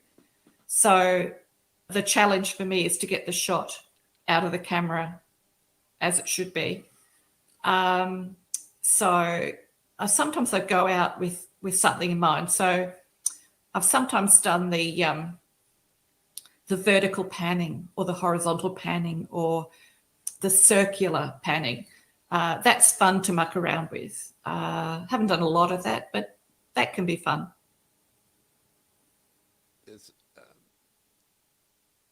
Now, there we go. That's the concept. Thanks, Sharon. It's much faster. This is talking about a 100 to 400L lens. Much faster than the Sigma lens. And of course, if we're going to talk about what faster means, that means you can get, you can more easily get correct exposure in a low light situation. Is that a fair enough layman's summary? Of course, it's far more technical than that, but is that what you would say a fast lens does, Sandy, with the with a narrower aperture? Is that the way you would talk about it? I don't know. What was the question exactly? I'm not understanding what you're saying. Oh, just what I said. A fast lens. Yes. If your lens is faster than the one you used to have, generally means you can operate in a lower light situation. Yes. With a narrower aperture, but still get correct or acceptable exposure. Yes, that's very true. And in fact, this has been a discussion on many of the birding lists lately about how the new technology, the mirrorless technology, the ISO is unlimited. It's incredible. There was a time when you wouldn't go above a certain ISO, like some people would say 1600 ISO. Don't go above that, or 800. I remember 1000 ISO on my film camera. That was radical. Yeah, you wouldn't do that. But with the new mirrorless, it's phenomenal. I will regularly go up to 3200 quite comfortably, and you can go much higher than that. So if you're in a dark forest or whatever, it's just not a problem anymore. That's how people are taking amazing pictures of owls, isn't it? So yeah. So well, we can talk about that whole thing in another episode when we prepare a whole lot of shots where people have pushed the ISO way out, and we'll talk about the situations when it can be used. But we'll start to wrap up, Sandy. But I'd really like to explore in a forthcoming episode that idea about what's honest when you're taking your photos. I think that's a really interesting idea to explore. I don't really have an opinion on it, using the term honesty, but the ethical application of photography with wildlife, I think, is really, really important. And it's about being ethical in the treatment of the animal, but also the treatment of the location is really important. But we'll kick that around next time. You guys who are still in the peanut gallery, what do you think about the whole idea of being honest with photography? Oh, my throat's really getting to the end. Oh. And and when you're using your photographs as records, primarily as records for your birding activity, should you really put a filter of any sort on any of those photos? Doesn't matter. That's interesting. I mean, they're your photos. Mm. Do what you want, can't you? But That's right. What would the bird think? Yeah. I don't judge other people for what they do generally. It's their hobby, it's their thing. They can do what they like. But I know I have certain standards for myself, which I follow. Yeah. Do you I know you often haven't taken photos of nests. You recounted those situations last week. What about courtship and that kind of behaviour? I mean, I always find myself second guessing even it just in my park. If I see birds that are going about their essential business, and remember, for them, it's as crucial as any of those massive decisions that people make in their own lives. I don't like walking across the park when the pigeons are doing their courtship displays and all that sort of stuff. So, but a few years ago, I didn't give it a second thought. But now we've had this long period of reflection where we've been sitting in our rooms or talking about all these issues with other people and sharing more information about how we go about our amazing bird hobby. Have you changed your practice in the field in the last couple of years, Sandy, as a result of talking to more and more people? Yeah, the more time you spend with wildlife, the more you're going to understand them and their habits. Certainly that's been the case recently with the peregrine falcons. Yes, I have. I'm much more aware of where I should and shouldn't be. So I will back off. If you find a nest with the parents feeding, I just give it a wide berth. I stand well back. And you can tell when birds are getting upset. You can pick up the vibes that, oh, I'm getting a bit close. This is not good. Back up. So, and I try to be sensitive to that, where perhaps early on I wasn't. Was it? It was just sometimes you see people who are really intrusive because, well, it seems like it's because they really need to get the shot. Yeah. Did you ever suffer from that condition with the camera in tow, or was it more that you just didn't know the Yeah, it was just ignorance. No, it wasn't. I would never want to hurt or interfere with creatures. There was a bit of a kerfuffle a few years ago. There were scarlet-chested parrots found in a particular location at Glupot, and I know a lot of people went there, and there was some pretty unethical behaviour because it was a nest site and people were trying to get the shots. I heard some stories about things, and I thought, oh no, I'm not going to buy into that. That's certainly not how I want to take shots. And they were interfering with the birds' behaviour, I think. I'd be a bastard in that situation. I'd really tell people off. I'd have a bit to say. Yeah, they'd hate. Yeah. Everyone would hate me. Yeah.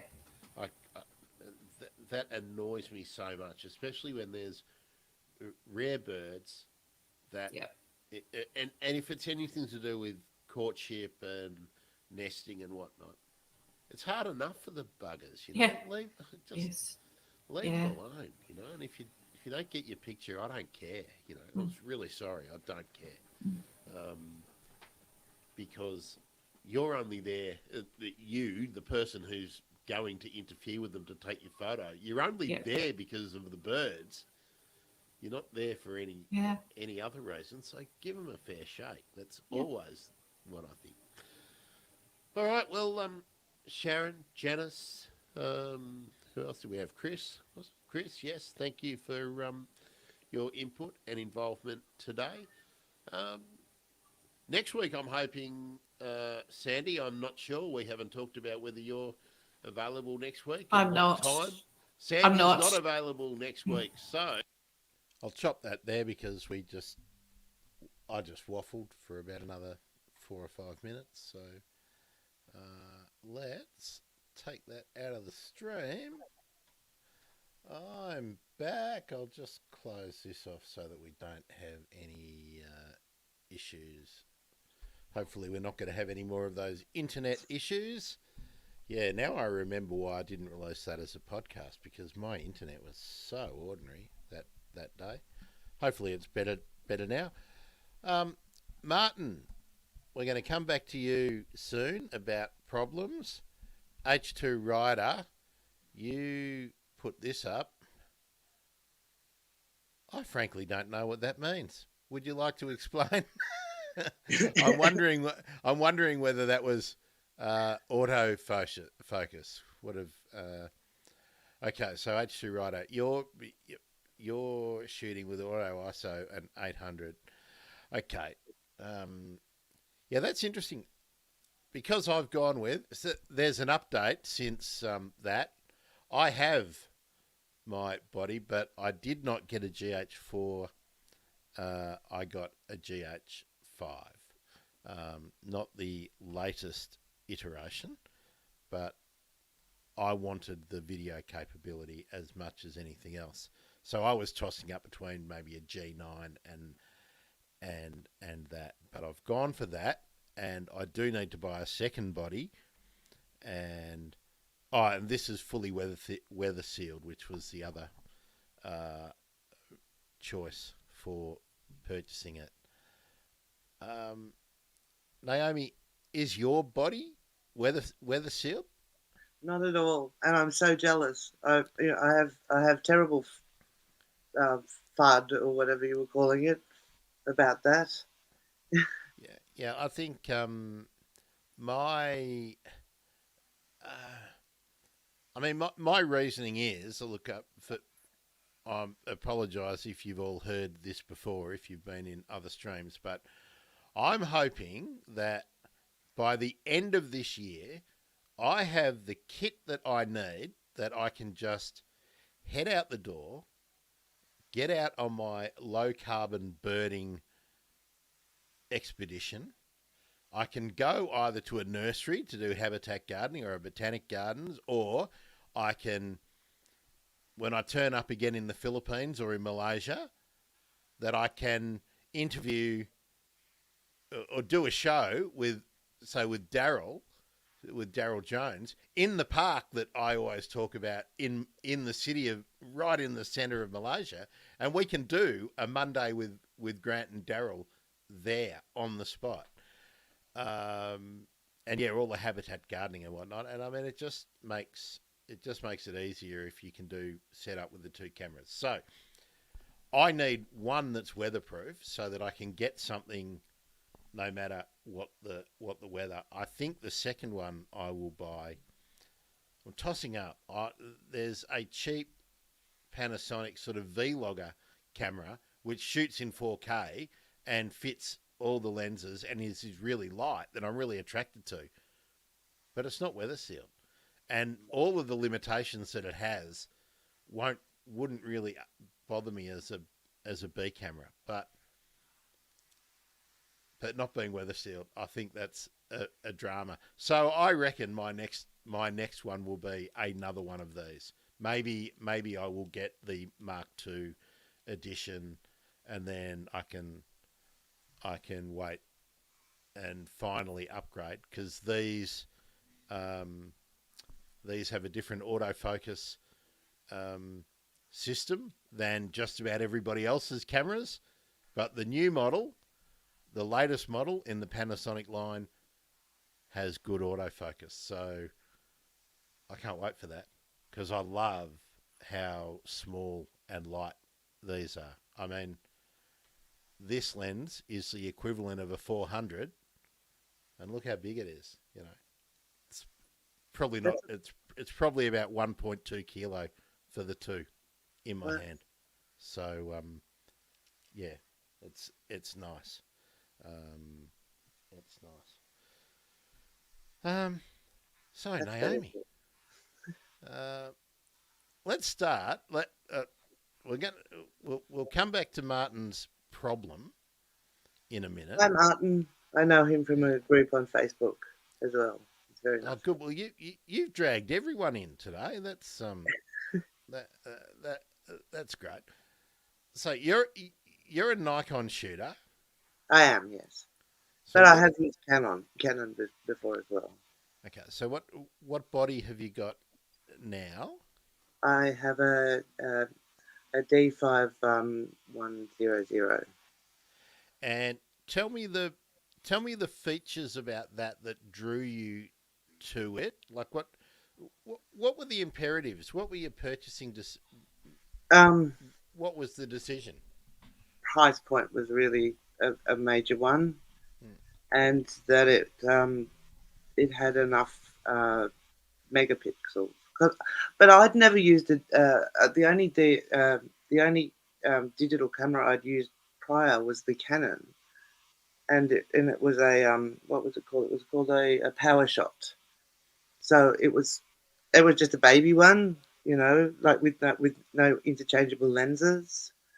So this is my first, you know, with interchangeable lenses that isn't a film camera. So I really didn't know what I was looking for. So I was reading reviews mainly about, you know, how good the quality, the pixel quality, and, you know, whether or not it would come out, you know, all right, you know. So I came in knowing nothing very much, you know. But I'm very pleased with it. Yeah. Well, there was something interesting in the discussion that came up at the end with Sandy, and that's about being honest. And I thought that was a really interesting term for Sandy to use, because that's really subjective. I would think that honesty in photography really means that you set the camera up, you take the shot, and what comes out, that's the shot. As soon as you do anything else, as soon as you manipulate it in any way, if you're talking about honesty, it's gone by one standpoint.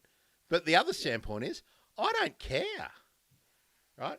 I don't care unless you manipulate the image so that it, you know, some people manipulate the color of plumage and things like that. I've seen people cut like a bird in with another bird, so it looks like they're two sitting together.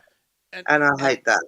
Yeah, and all the ones where people are getting birds to visit a particular perch, and they'll take a shot of one species here, and then one species here, and then another species here, and then they'll layer them together and make it look like there's three species at one time on the. But if they're calling that art, I don't have a problem with that. If they want to call it art and put it on a Christmas card or something, I don't care. But that's not nature photography or but then again, does it matter?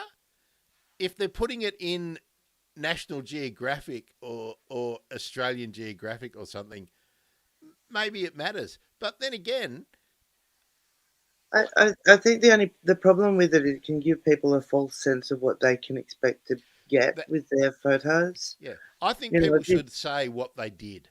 Yeah, and then if people are prepared to say, yes, I manipulated this, I did a lot of color grading on this. Well, they're okay. Then people can think, well, I'm not going to get that straight out of the body in my camera. Yeah. But it's something that I can learn to do. Yeah. But then again, I'm in a lot of ways I just don't care. I want people to enjoy what they're doing as long as they don't stuff around the birds or the creatures, the critters. Yeah. You know, moving things in shot for me is no different to stacking rocks, right? Yeah. On a in a river. You Yeah. know, all you're doing is disturbing habitat for something. I don't get it. But that's just me. Let's go. I just want to deal with Martin's problem before we go on to your photos and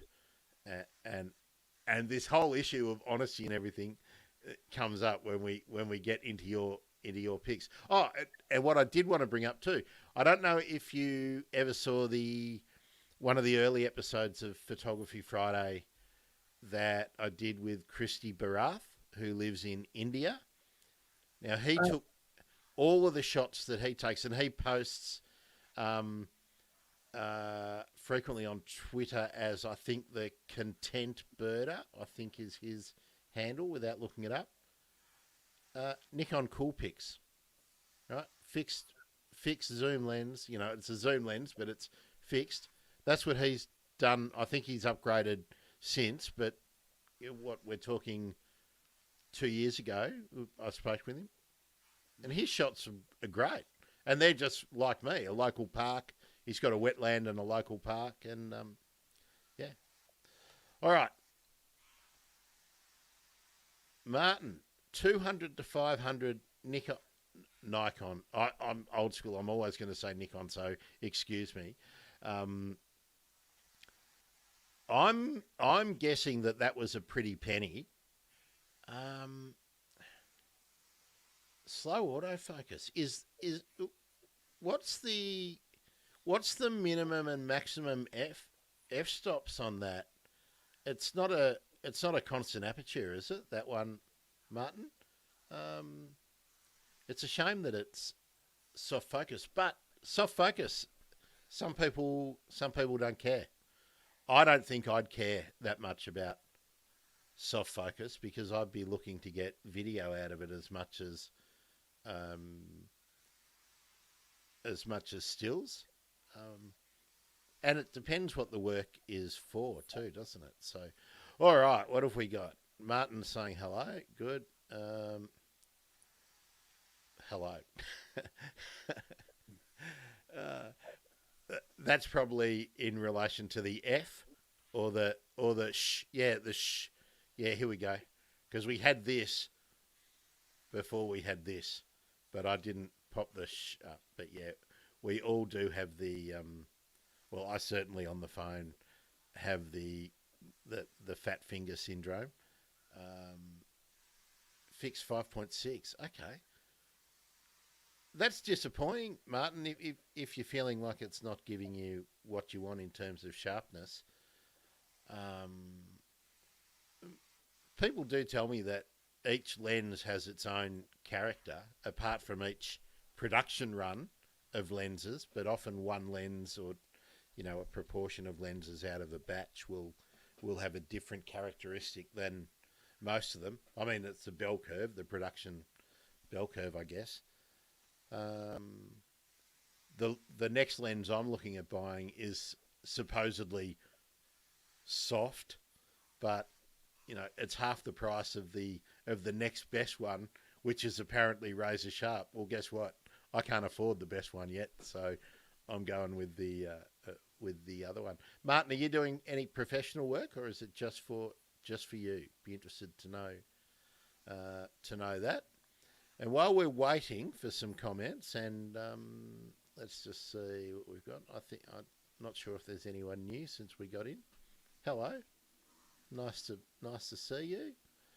Right, let's go through some of your picks now.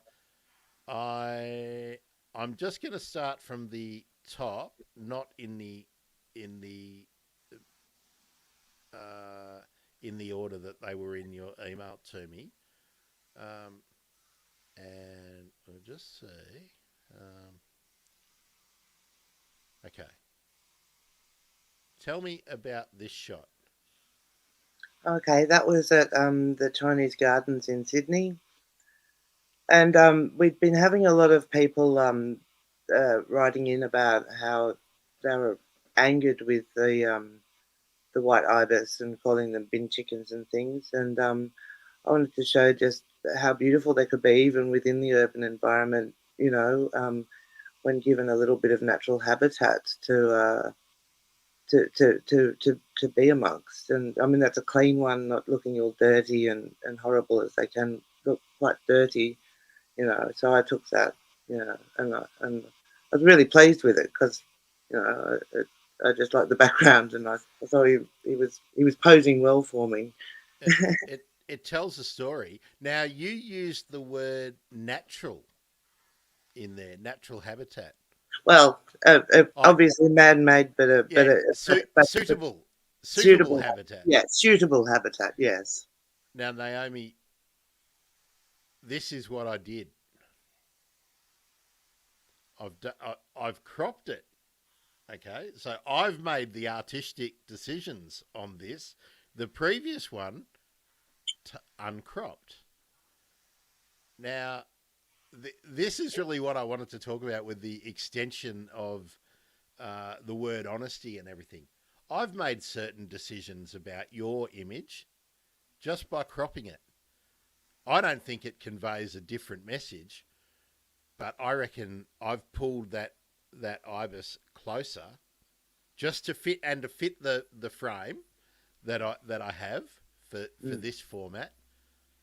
And I reckon that ibis now looks really imposing against the buildings. So that's just the point I really wanted to make. Now, hello, Marion. Marion, I haven't seen Marion in the chat before, so welcome aboard, Marion. Nice to have you here. I love the white ibis. I think they're a magnificent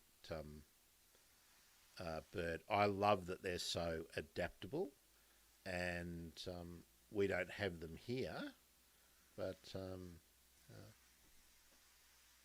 yeah. Well, actually, we do have them here very, very, very infrequently.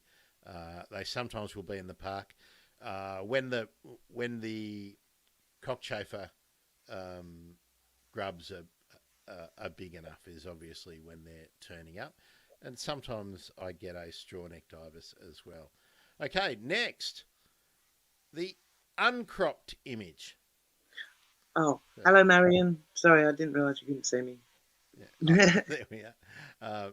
So there's the uncropped image of your crimson rosellas, and on a Grevillea moonlight, I'm guessing.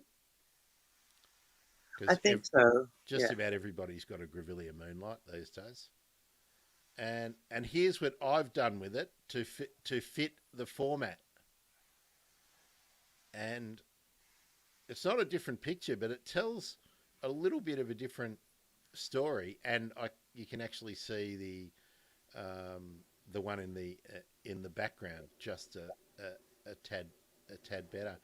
Where are these birds? Naomi, and are they regular friends of yours? They are actually. They come and eat in my. I've just got a really overgrown front lawn, so they eat there and they use my bird bath. But I don't have any Grevillea. I don't have this moonlight Grevillea. The Grevillea moonlight's about 6 doors up. Belongs to a neighbour. And I saw them there in the afternoon light, and I just went, okay, you guys are getting a picture taken. And I took a few photos of them because I take my camera everywhere. And thankfully, most people in my neighbourhood have gotten used to me walking around with the 300 lens, and probably no, I'm not doing anything subversive or anything anymore with it. Because at the beginning it was quite tricky. People would give me a second glance, that's for sure. I go around with the phone now, and I take photos of. Well, this morning when I walked down to the supermarket, I just took photos of inappropriate plantings of Mm. of things that I think are terrible, just to talk about in the habitat gardening kind of shows, and to show how common they are, and also that once a tree that's been planted 30 years ago was a bad choice, it then becomes a huge. It's either never going to be removed until it's old and dangerous because it's so expensive to get rid of a big tree. Mm. But just to illustrate, the people could maybe make good decisions now. But when I'm out taking photos and people stop and look, I go and tell them what I'm doing, and then they get interested, and often they'll come and stand where I'm standing, and then I'll say, "See this, see this, see this." This is what I'm talking about, and then they go, "Oh, good." And then you can see them walk off back to their group or to their kids, and they'll be spreading the message. Then everyone's an expert after that. I've actually had people come up because I've done the same thing. I've told them what I'm taking photos of, and then I've had people sort of run up to me and say, "There's some birds over there." Usually self-crested cockatoos, but I'm like, "Yay! Take photos of them too." I think, that's why I'm doing the first seen and heard in the morning. And look, I don't know if any of you have followed my my progression from feeding birds in the park to stopping feeding birds in the park. And now I'm coming back to thinking maybe I will feed the birds again in a different manner so that we don't get 100 cockatoos and corellas into the park like it was before, which was the main reason I stopped. But the reason I'm thinking of doing it again now is that it's school holiday time, there's kids around, and introducing kids to nature in the city where I live, and especially a lot of these, recent Australians, they may not have had any upfront encounters with wildlife. So I'm thinking of getting back to it. But anyway, that'll all be for another time. Here's the next shot of yours. Now that's uncropped, so that's your full picture. The eastern spinebill on the Lanucera, the honeysuckle. Yeah, Really popular plant, isn't it, for the spinebills in particular? Do you have other birds coming in?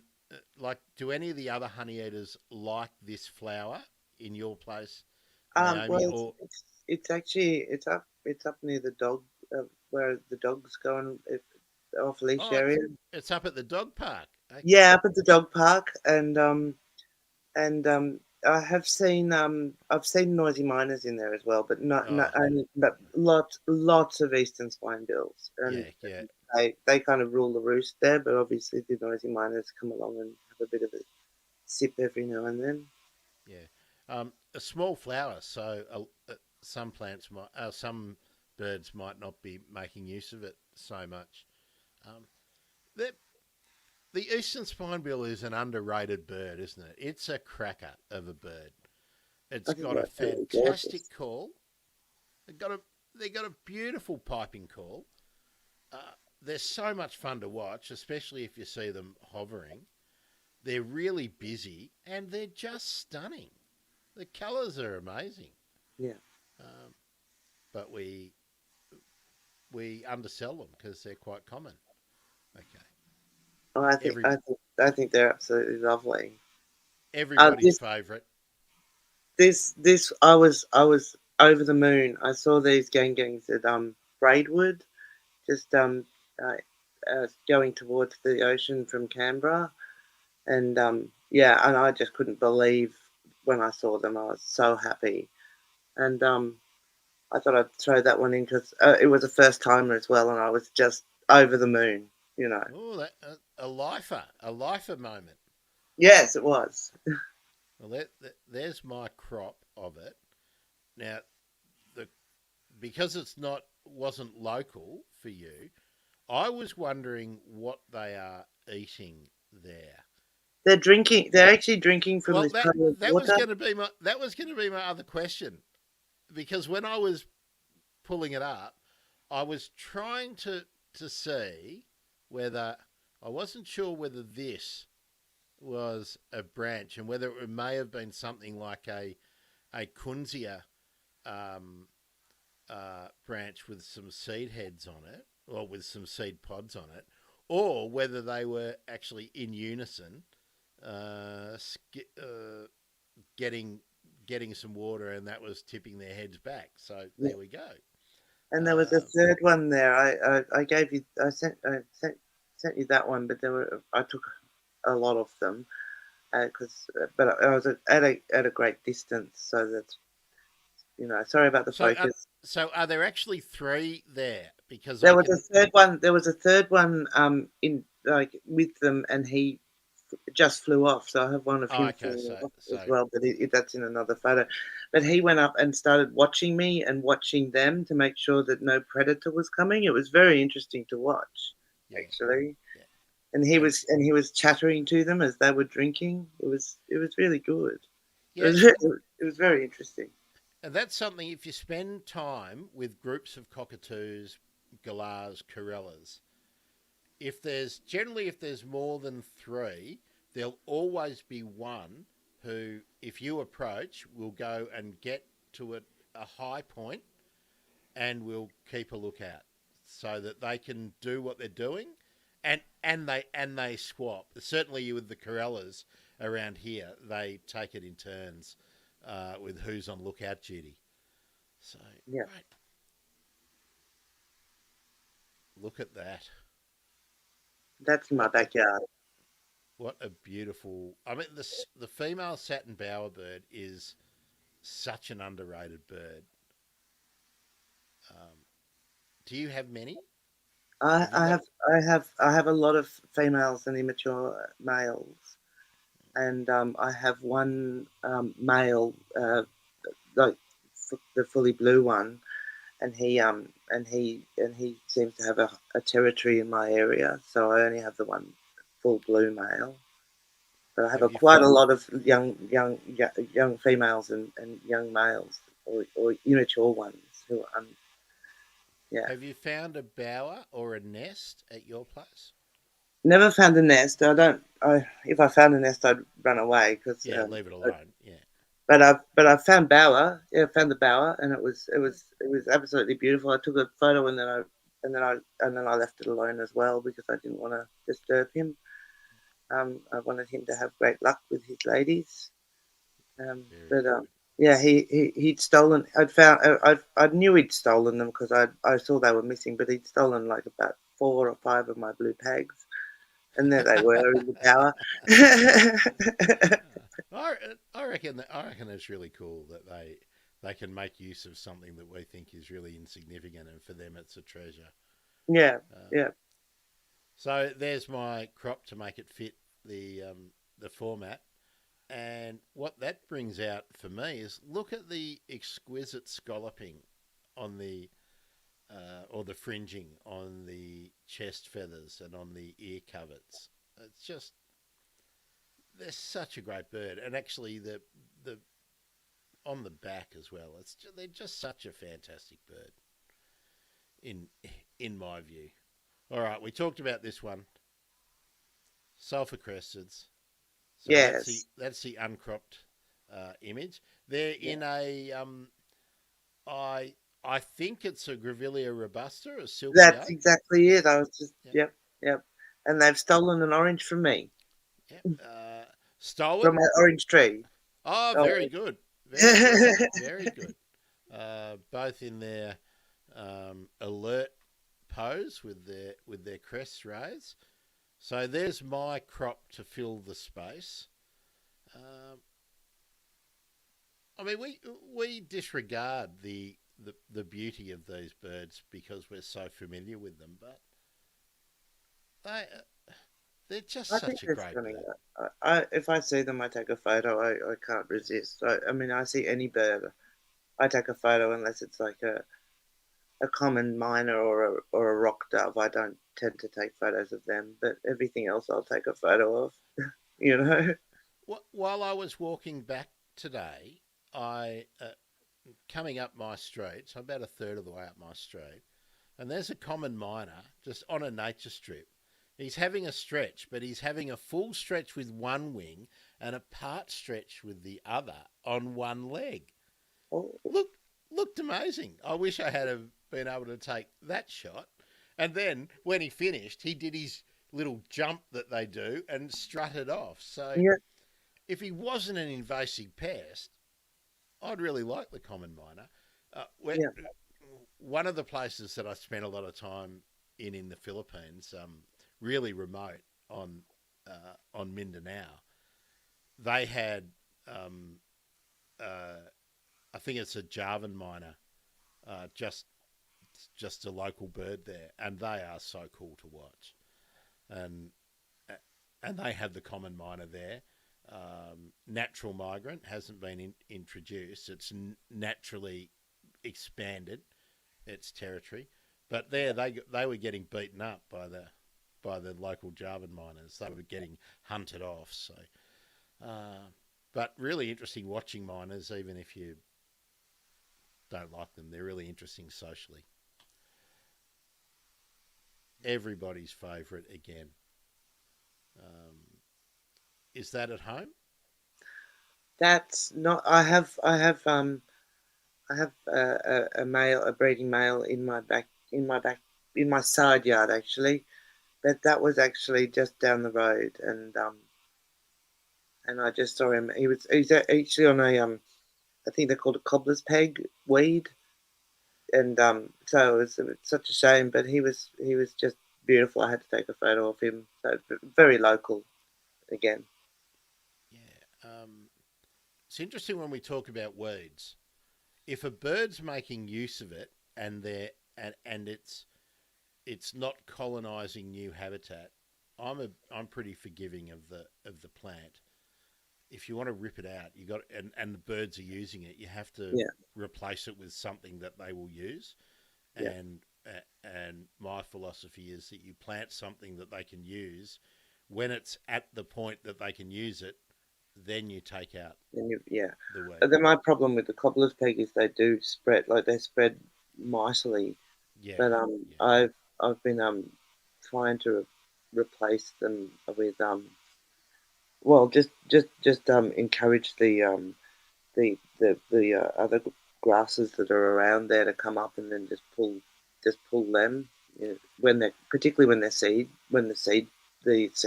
are there.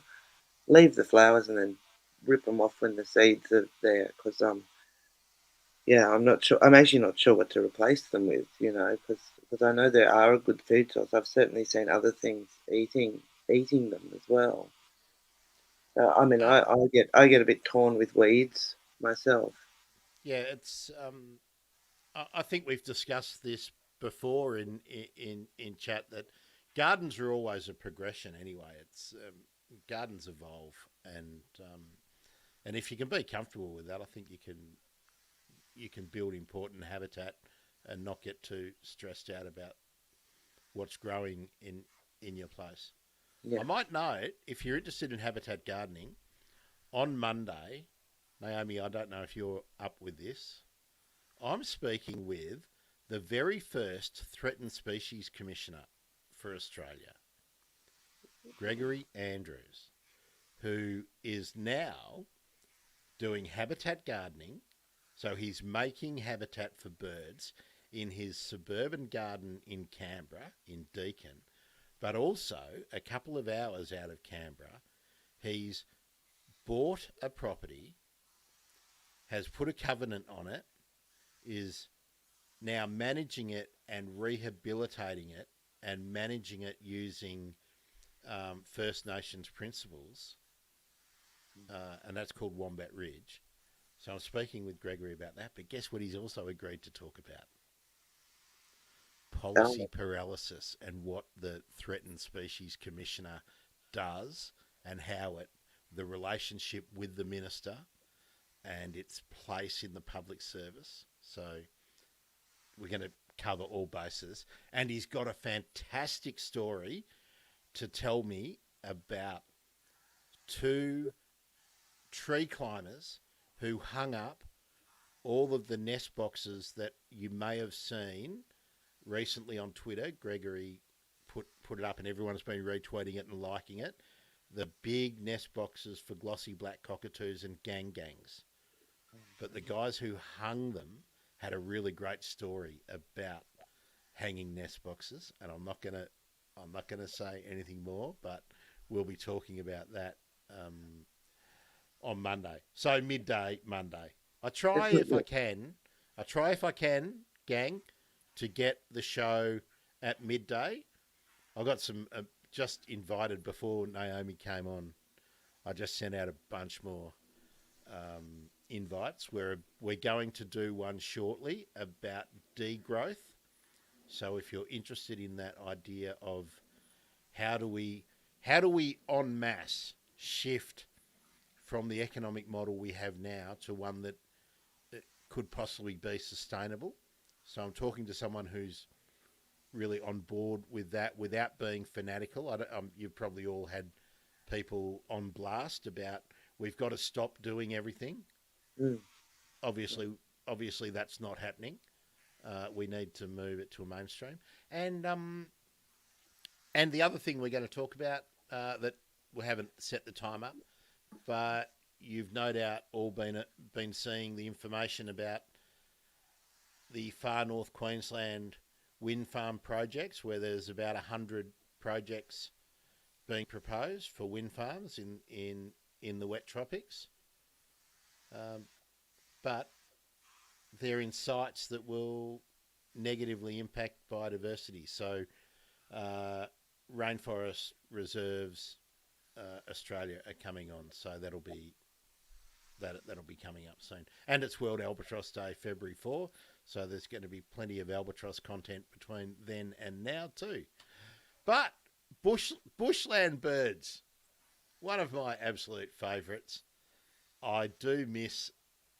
I used to love hearing the wongas. I heard wongas far more than I ever saw them. But the beautiful wonga pigeon. Where was this, Naomi? Tell us the story of your wonga. That's in my backyard again. They excuse me. They just come. They come round. They just come round. I don't know why. I hear them calling. I have Crown land down the back of my house, and they occasionally come up and they actually love the bleeding heart tree. They'll come and have the berries on that. And he was just having a rest on the roof of that. Got a little shed out the back, and that's where he was resting. When you say come up, does that mean on the Crown land there's a gully? Yeah, massive gully. That's why when we were talking about fire, there was some discussion about fire. It's like it's very steep. So if fire came up, it would be very hard to protect my house from fire. Yeah, it's something you've really got to think about, and that again is something you need to think about in every bit of planting that you do down there. My experience with wongas in Gippsland was the same in the area where they were seasonal. They moved in and out, and I could always hear them down the bottom of a hill in a gully that was the undergrowth was very, very thick.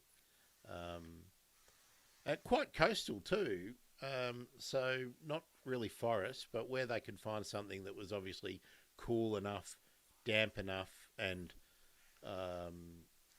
covered enough, they're happy to get in there. So there's my crop, Naomi, to fill, and again, it just shows the detail on this. I'd never noticed the little white fringing on the what are they? Secondaries on the wings, secondary feathers on the wings. So, yeah. Okay, what's next? Oh, this one. You're lucky to have these fellas around. I am. I have a lot of these fellows around. They're wonderful, and they've got. At the moment, I've got this is an immature male, obviously, because he's beginning to turn red in the head. But at the moment, I've got immature. I've got baby ones, and I can't sex them. I can't tell their gender, and they're so beautiful. I can't wait to see if I've got little females or little males. Extra new ones. Am I hearing cockatoos in the background at your place? Yes, they just flew overhead. So it sounds like a big flock. I was thinking. That's how loud it sounded when they turned up here for a feed. well, they just. And there's the crop, and they love that. Do you know what acacia it is? Is it? I'm afraid I don't. No, it looks like it might be Malinoxylon, the blackwood. And another one that people tend to dismiss or just because they're so adaptable, but I really like the noisy miners, and we don't have such a problem with them up here. So I don't have a reason to. I mean, I've recounted the experience here when I moved in here, which was I think it was early 2014. The park was dominated by noisy miners, and now there's none. The red wattlebirds have driven them out. We used to hear their alarm calls all the time. I can see why people get annoyed with them. But because they are noisy. But I think they're a beautiful bird, and they're another bird that's really interesting to watch. Now, I didn't need to crop it that much there, but again, they're beautiful in their own way when we're looking at them. Now we've got a couple here, and all right. And this is going to be a bone of contention because it was a massive bone of contention. I sent it into ID, and okay, yeah. You tell me what you ID'd it as, and I'll tell you what I ID'd it as. I wonder if it's the same. It was ID'd by other people as a white bellied white cuckoo shrike. Cuckoo shrike. That's exactly not a black face. No, that's exactly what I ID'd it as, and but what threw me, what got me thinking? See the no, it's the patch of white at the front of the wing. I hadn't seen that before in any that I'd seen.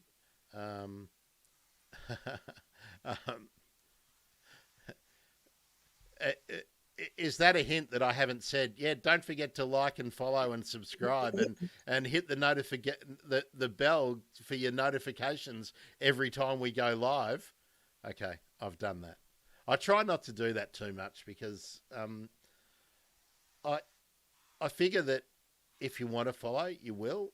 I'd really love it if you follow on YouTube, as I've said a million times before, because I need a certain amount of subscribers to unlock some extra features, which let me do extra things with you all. But yeah, thanks for the support, H2 Rider there. Well, so back to this bird. Yes, that's what I ID'd it as, and I never thought for a second it was a black-faced cuckoo shrike. I mean, I'm old. I would have called it a little cuckoo shrike. I'm from back in the days where they were all split out even further, and now they've been conglomerated. But yeah, I'm glad I didn't get egg on my face there. No. But it was there was actually quite an argument about it on Australian Bird Identification on Facebook. You know, What back and one forth. one thing I've noticed recently, like the other day in one of my first seen and heards, I said that I saw a group of scaly-breasted lorikeets, and it was actually the second time in about a week that I think I've seen this same group flying past. They're heading in the same direction, and I see them coming back. Half an hour or so later. Now, with naked eyes, they're close enough to me to see the scalloping uh, on their undersides. And people are going, no, they would have been musk lorikeets. But no, the wing coverts, the colours of the wing coverts tell you that they're scalies. And people are saying, they're not found in your area. And I was like, hey, fellas, I don't know if you've noticed, in the last 5 years, birds that you would never have thought would be turning up in places are turning up. Ranges are only indicative now, and there's more people out there looking for birds and seeing birds, and I wouldn't be surprised what pops up anywhere. And there's been mass movements of birds with bushfires, with floods, and just with the shifting of ranges south and west and altitudinally down, and altitudinally up. So, yeah. I feel like this is an opportunity. I should do a plug that people, like, if they feel like it, they should do they should look on BirdLife and do the bird surveys, because you can do them. It's not just in October. You can do them all year round, and the more information you give to the scientists like Holly and all the other wonderful scientists, the more we know about where birds are in areas, and it's so important. You know, if we don't know that there's a group moved or a group in an area, then how can we even go to try and protect them, or try and see what's going on with its environment? You know, so there's my little plug for BirdLife. Yeah, no, definitely. So yeah, use eBird. So you can do the survey by going into BirdLife, downloading the app and doing it. And if you can commit to it, try and do the same thing that the Aussie bird count does. Like, you do the same spot at the same time regularly, and that gives an idea of seasonal movement, seasonal abundance. Martin, you are absolutely right. I'm one of these people that I don't really care about the morphs and whatnot, because there's always intergrades everywhere you are, and these things are moving. So, yeah, for me, I look in my Australian Bird Guide, if I'm talking Australian birds, for what the latest name is, but I grew up calling them other things, so I just. Martin obviously knows it as the same bird that I do. I'm happy with that. I'm not really that interested in which race or which subspecies, or whether we call it a dark morph or whatever. Yeah, because I don't reckon it cares. I don't reckon when it flies off to hang out with a different white-bellied cuckoo shrike, I don't reckon they go, oh, you're a dark morph. Oh, I reckon they'll still do the tango and raise chicks. So, yeah. I actually saw the partner of this bird, and it was a normal white. It was the normal coloration, and well, I didn't know that. Proves my point, right? Yeah. So, all right, now here, but I'm expecting that we might have some controversy with this one as well. Controversy? Why? It's a rose robin. Okay. I wasn't prepared without seeing it live to make a definitive call, because the rose robins that I used to have in my patch in Gippsland, and this is where photos sometimes lie, the rose robin always looked paler than the pink robin in terms of the grey colouring. It always looked smoky grey rather than dark grey. This bird looks to me to be dark grey, but I wasn't prepared to call it without seeing it. I put it also in for the ID experts because I was like, is it pink? Is it rose? I'm not sure, and they all came back with rose because of the area I'm in. So Well, see, I'm not prepared to do that these days because I looked at the distribution maps. I also went to iNaturalist and to all the handbooks I have. Now, this is the Blue Mountains? Yeah. yes, that's right. Okay. Well, I would not be surprised to see either of them. And where I lived in East Gippsland, I saw both of them. So, and it was I was only ever confident because the amount of like the size of the pinkness on the breast, right? The actual length of the patch varied. Mm. So, and sometimes people say the white brow. No, no. To me, it was generally the darkness of the upper parts that were the main distinguishing feature. But I don't put myself out there as an expert, but I reckon I'm generally right. Well, I genuinely don't know, so I'm willing to if someone knows better, then I'm willing to. I, I would I'd go over the fence with pink. I would never put my house on it. And the other thing too, I wouldn't have an argument. I wouldn't die in a ditch over it. If someone could explain to me why it is one over the other on anything other than the map says it shouldn't be here, okay. Fine. Well, that was the reasoning that was given to me. So yeah. So yeah. And I didn't know that. So yeah. I mean, imagine if we had that discussion about with seabirds. Imagine if we said, no, that's not what it is because it's not on the map here. Half the records for birds and actually a huge amount of the records of birds on northwestern Australia and Christmas Island would not be the birds that they actually are, right? Because they wouldn't be on the map. So yeah, to me that's just doctrinaire crap. Sometimes it's okay to say it's this or it's this. I don't know. Anyway, this is a yellow-tailed black cockatoo. That is. There's no doubt with that one. Yeah, and of course it's eating Alocasuarina, is it?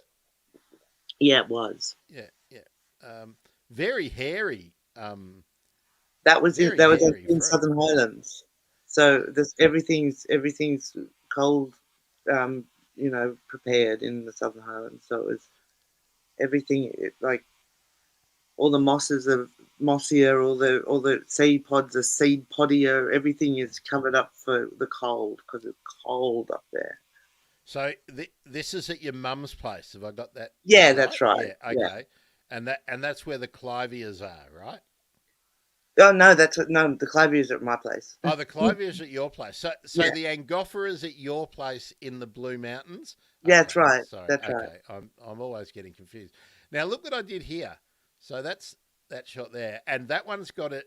That's got its own character with the bleakness and the like. It's almost that foreboding winter kind of feel. But when I zoomed in to fit the frame, I love that I can see the toes there and the tongue a bit more clearly. And also the crevices on that branch. So yeah, lovely. So that's all Naomi's pictures, gang. A few new entrants into the riot squad today. That's nice to see. Tell us, everybody.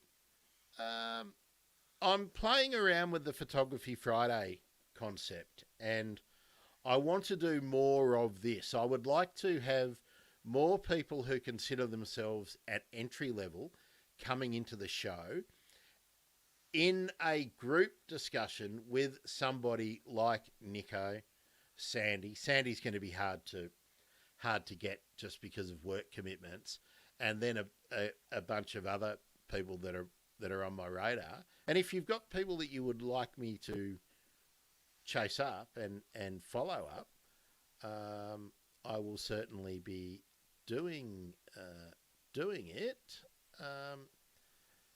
Vicky. Yes, it is. It is. Is that for the Black Cocky? Yes. Okay, so were you out together on that trip? No. That was in the morning, but it was at Berrima River. Yes. By the way, Vicky, I love your icon, your profile pic there of the yellow robin. Magnificent. That's the bird that I miss most living here. I really wish I had yellow robins here. Yeah, I think yellow robins and woolly wagtails are the two that I would sort of expect to see here, and they're just not in my area. Yeah, so give me your feedback on who you'd like to see. Other things coming up for the show, I'm trying very hard to get people who don't look and sound like us on the show, so that we'll be moving into other continents and people where English is maybe their second or third language, talking about some more really exotic locations. Exotic for us, but not exotic for them. They're living and working in them every day. But I'm really open for feedback, for comments about what you'd like to see. And particularly with the format, how we'll do it. I think I explained this the other day, so I'm sorry if you've heard it before. I'm sure there's some new people here who won't have.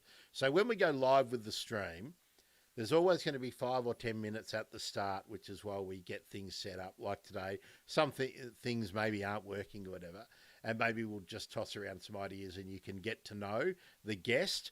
Then there'll be the interview, which I will then use for the podcast, and then there'll be the back end, which will be like now, and where we can all kick around ideas and I don't know, just geek out, just talk about birds and stuff, because what's better than that? Now, I asked a question really early on in our session today about what systems or platform or anything that you're all using with your cameras. So I haven't had enough people tell me. So tell me. I'm really interested. It also helps me get an idea. Obviously, Nico, Sandy have been Canon. I've got some people lined up to talk Sony. I haven't found anyone yet who said yes, who's a Nikon sort of pro photographer yet. Plenty of people that I've approached in the Micro Four Thirds world, both OM systems and Panasonic. But if there's things that you would like to know, and also like to know who wants to know, I don't plan on doing reviews. For one, there's no way known at the size that this show is that anyone's going to send me gear to review, and I'm certainly not going to be buying any, and I'm certainly not going to just talk crap that I've seen on 10 YouTube videos or something about something. I'll talk to people about the gear they use, why they use it, how they feel about it, and what they get out of it. I'm far more interested in what it does for you, what you get out of it, and what the images you get do for you is sort of the wrong word. But like Sandy does all her stuff for her high standards for herself, right? I can tell you, I won't be having high standards because I want to communicate something about the birds to people who might not be into birds. That's where my photography and video will start. Who knows? Maybe in 5 years' time, I'll morph into that fanatic who is doing playback to try and get the call of the rarest bird in the world. But I doubt it because I don't really give a shit. But I admire people who will sit out in the wet, in some really inhospitable place, to wait for the shot of something, or if they've got a commission to go and find something. Not critical of it, but it's not me, and it's not why I will be carrying around a camera. But I want to hear the stories. So yeah, tell me, what do you want to know? What don't you want to know? I can tell you that when I do Photography Friday, more people come in for Photography Friday for this than come in for general bird stuff. So I guess that's an indication that, you know, I'd be an idiot not to grow the show if I didn't do more Photography Fridays, wouldn't I? And hopefully everyone who is involved in Photography Friday is also a bird nerd, and we'll get on to the other stuff. So you're the all-rounder, Naomi. You're into the whole habitat gardening thing and the photography and the bird nerd stuff, hardcore bird nerd stuff. Yeah, ID controversies.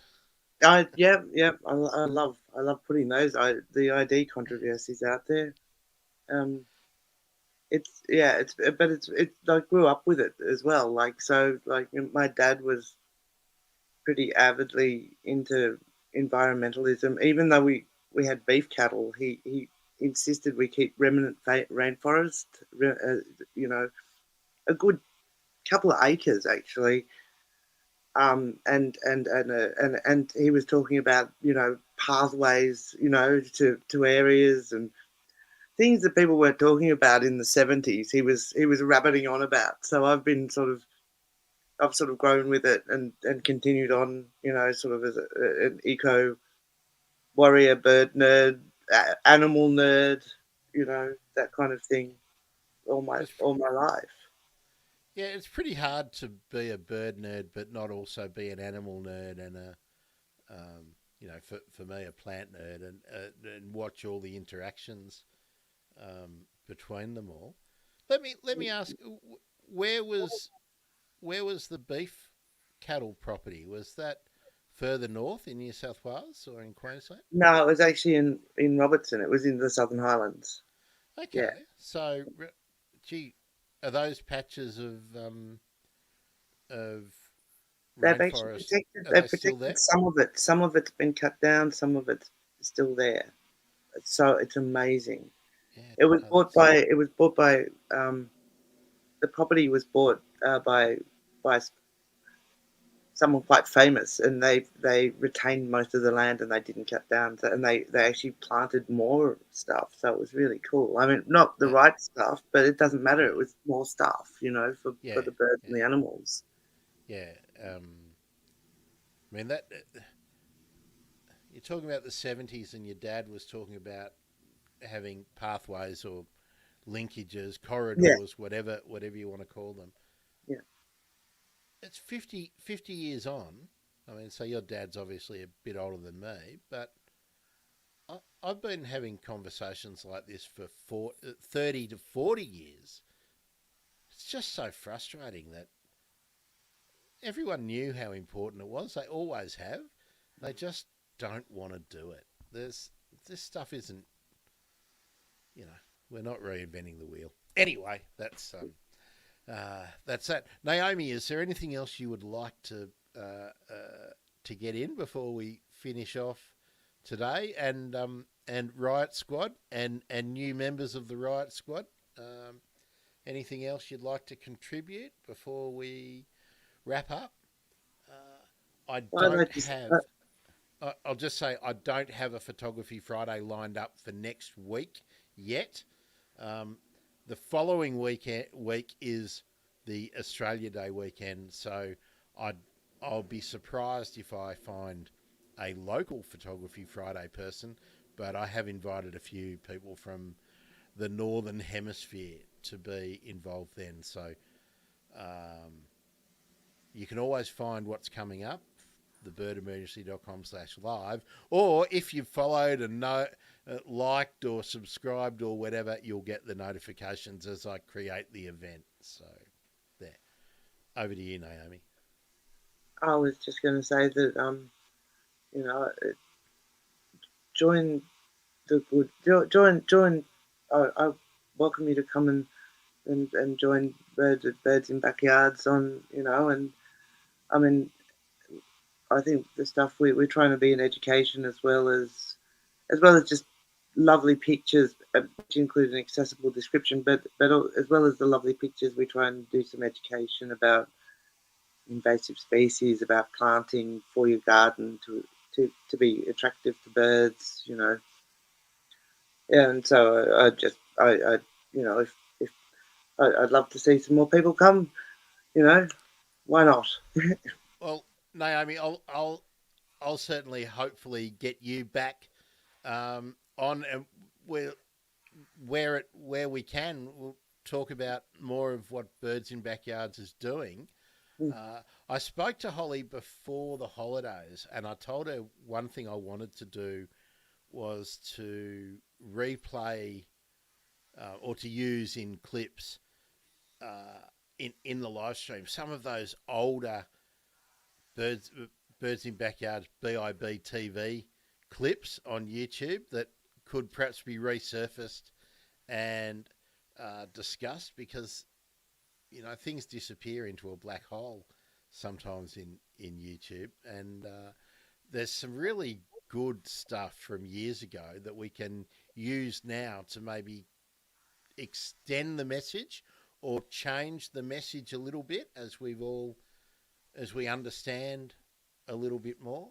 And I asked Holly if I could use a lot of them in terms of just not so much illustrating what they're talking about in the clip, but just often often what's in the background and around is really illustrative of some of the things I want to talk about with the Habitat Gardening channel and the streams that we'll do. So yeah, so seems like you're a good Birds in Backyards person to have on to talk to your friends and members. I think. Yeah, always trying to talk to. Yeah, always putting the message out there, and people listen, and it's lovely to be able to try and at least get the word out that birds, the environment, but birds are so important, and and if we lose them, we lose them for. If we lose them for good, it would be just a tragedy, Yeah, sadly, I think we're going to have to accept that we're going to lose some, because I don't think any of the people who have got the power to stop it are really serious about it. Actually, I'll put this out to everyone, because sometimes I think I'm being a bit. Someone actually did tell me the other day that I ask for too much. I want too much, and my comeback was, well, I want it all, and I don't see why we can't demand all of it. What do people think about the idea of the government saying there are 20 priority species? What was your gut feeling about that, Naomi? I think that there should be 25. I think there should be more than 20 priority species. That's my thing. I think 20 is. I think 20 is nothing.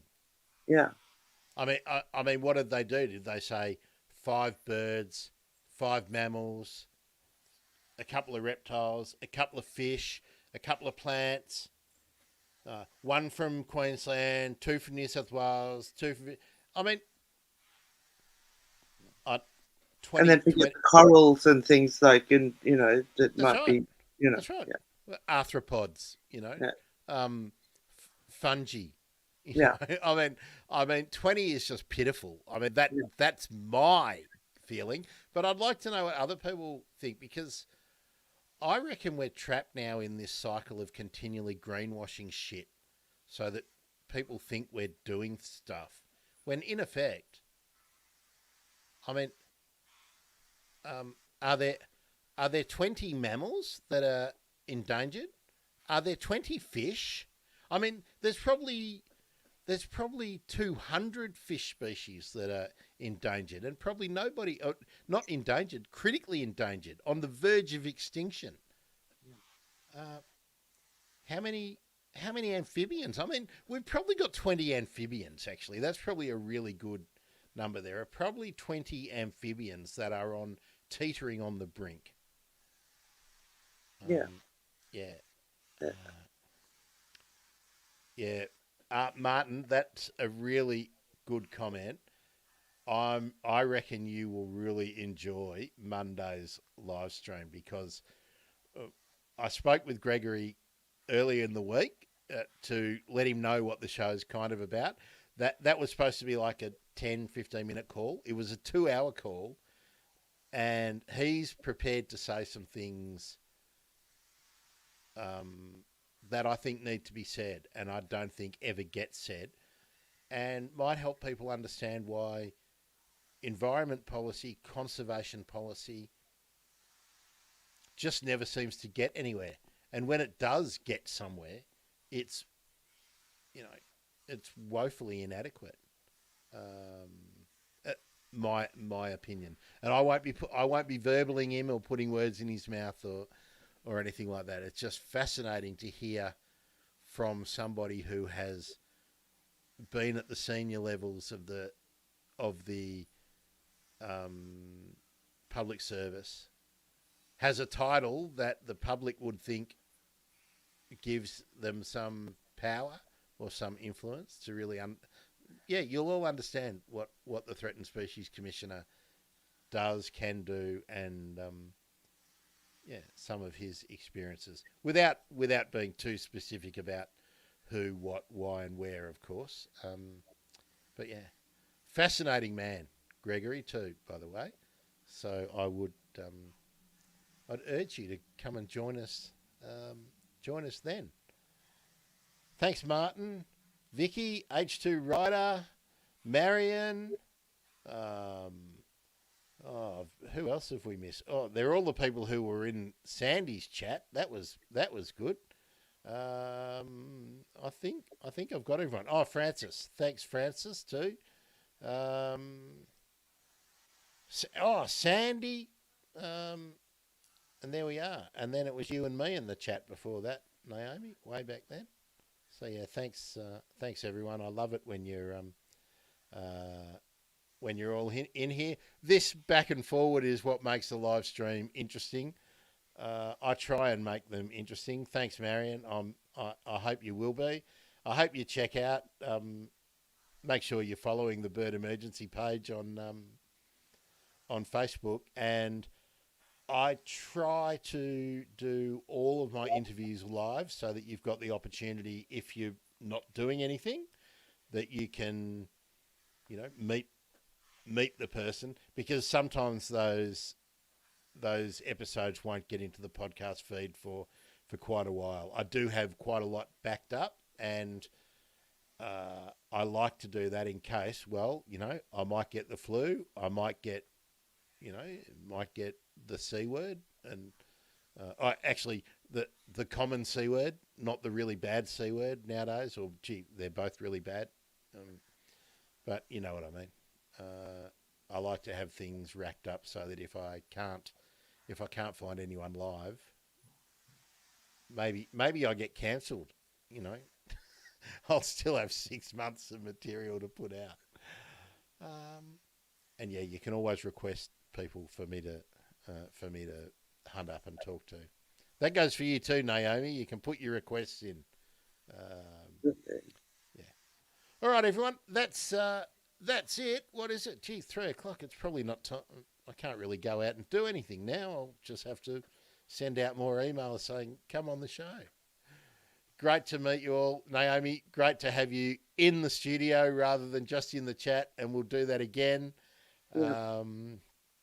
Any of you who are here today, if you want to jump into a Photography Friday and talk about your gear and your pics and how photography makes you feel, or if it's changed your life, all that kind of stuff, let me know. Let's do it. See you, everyone.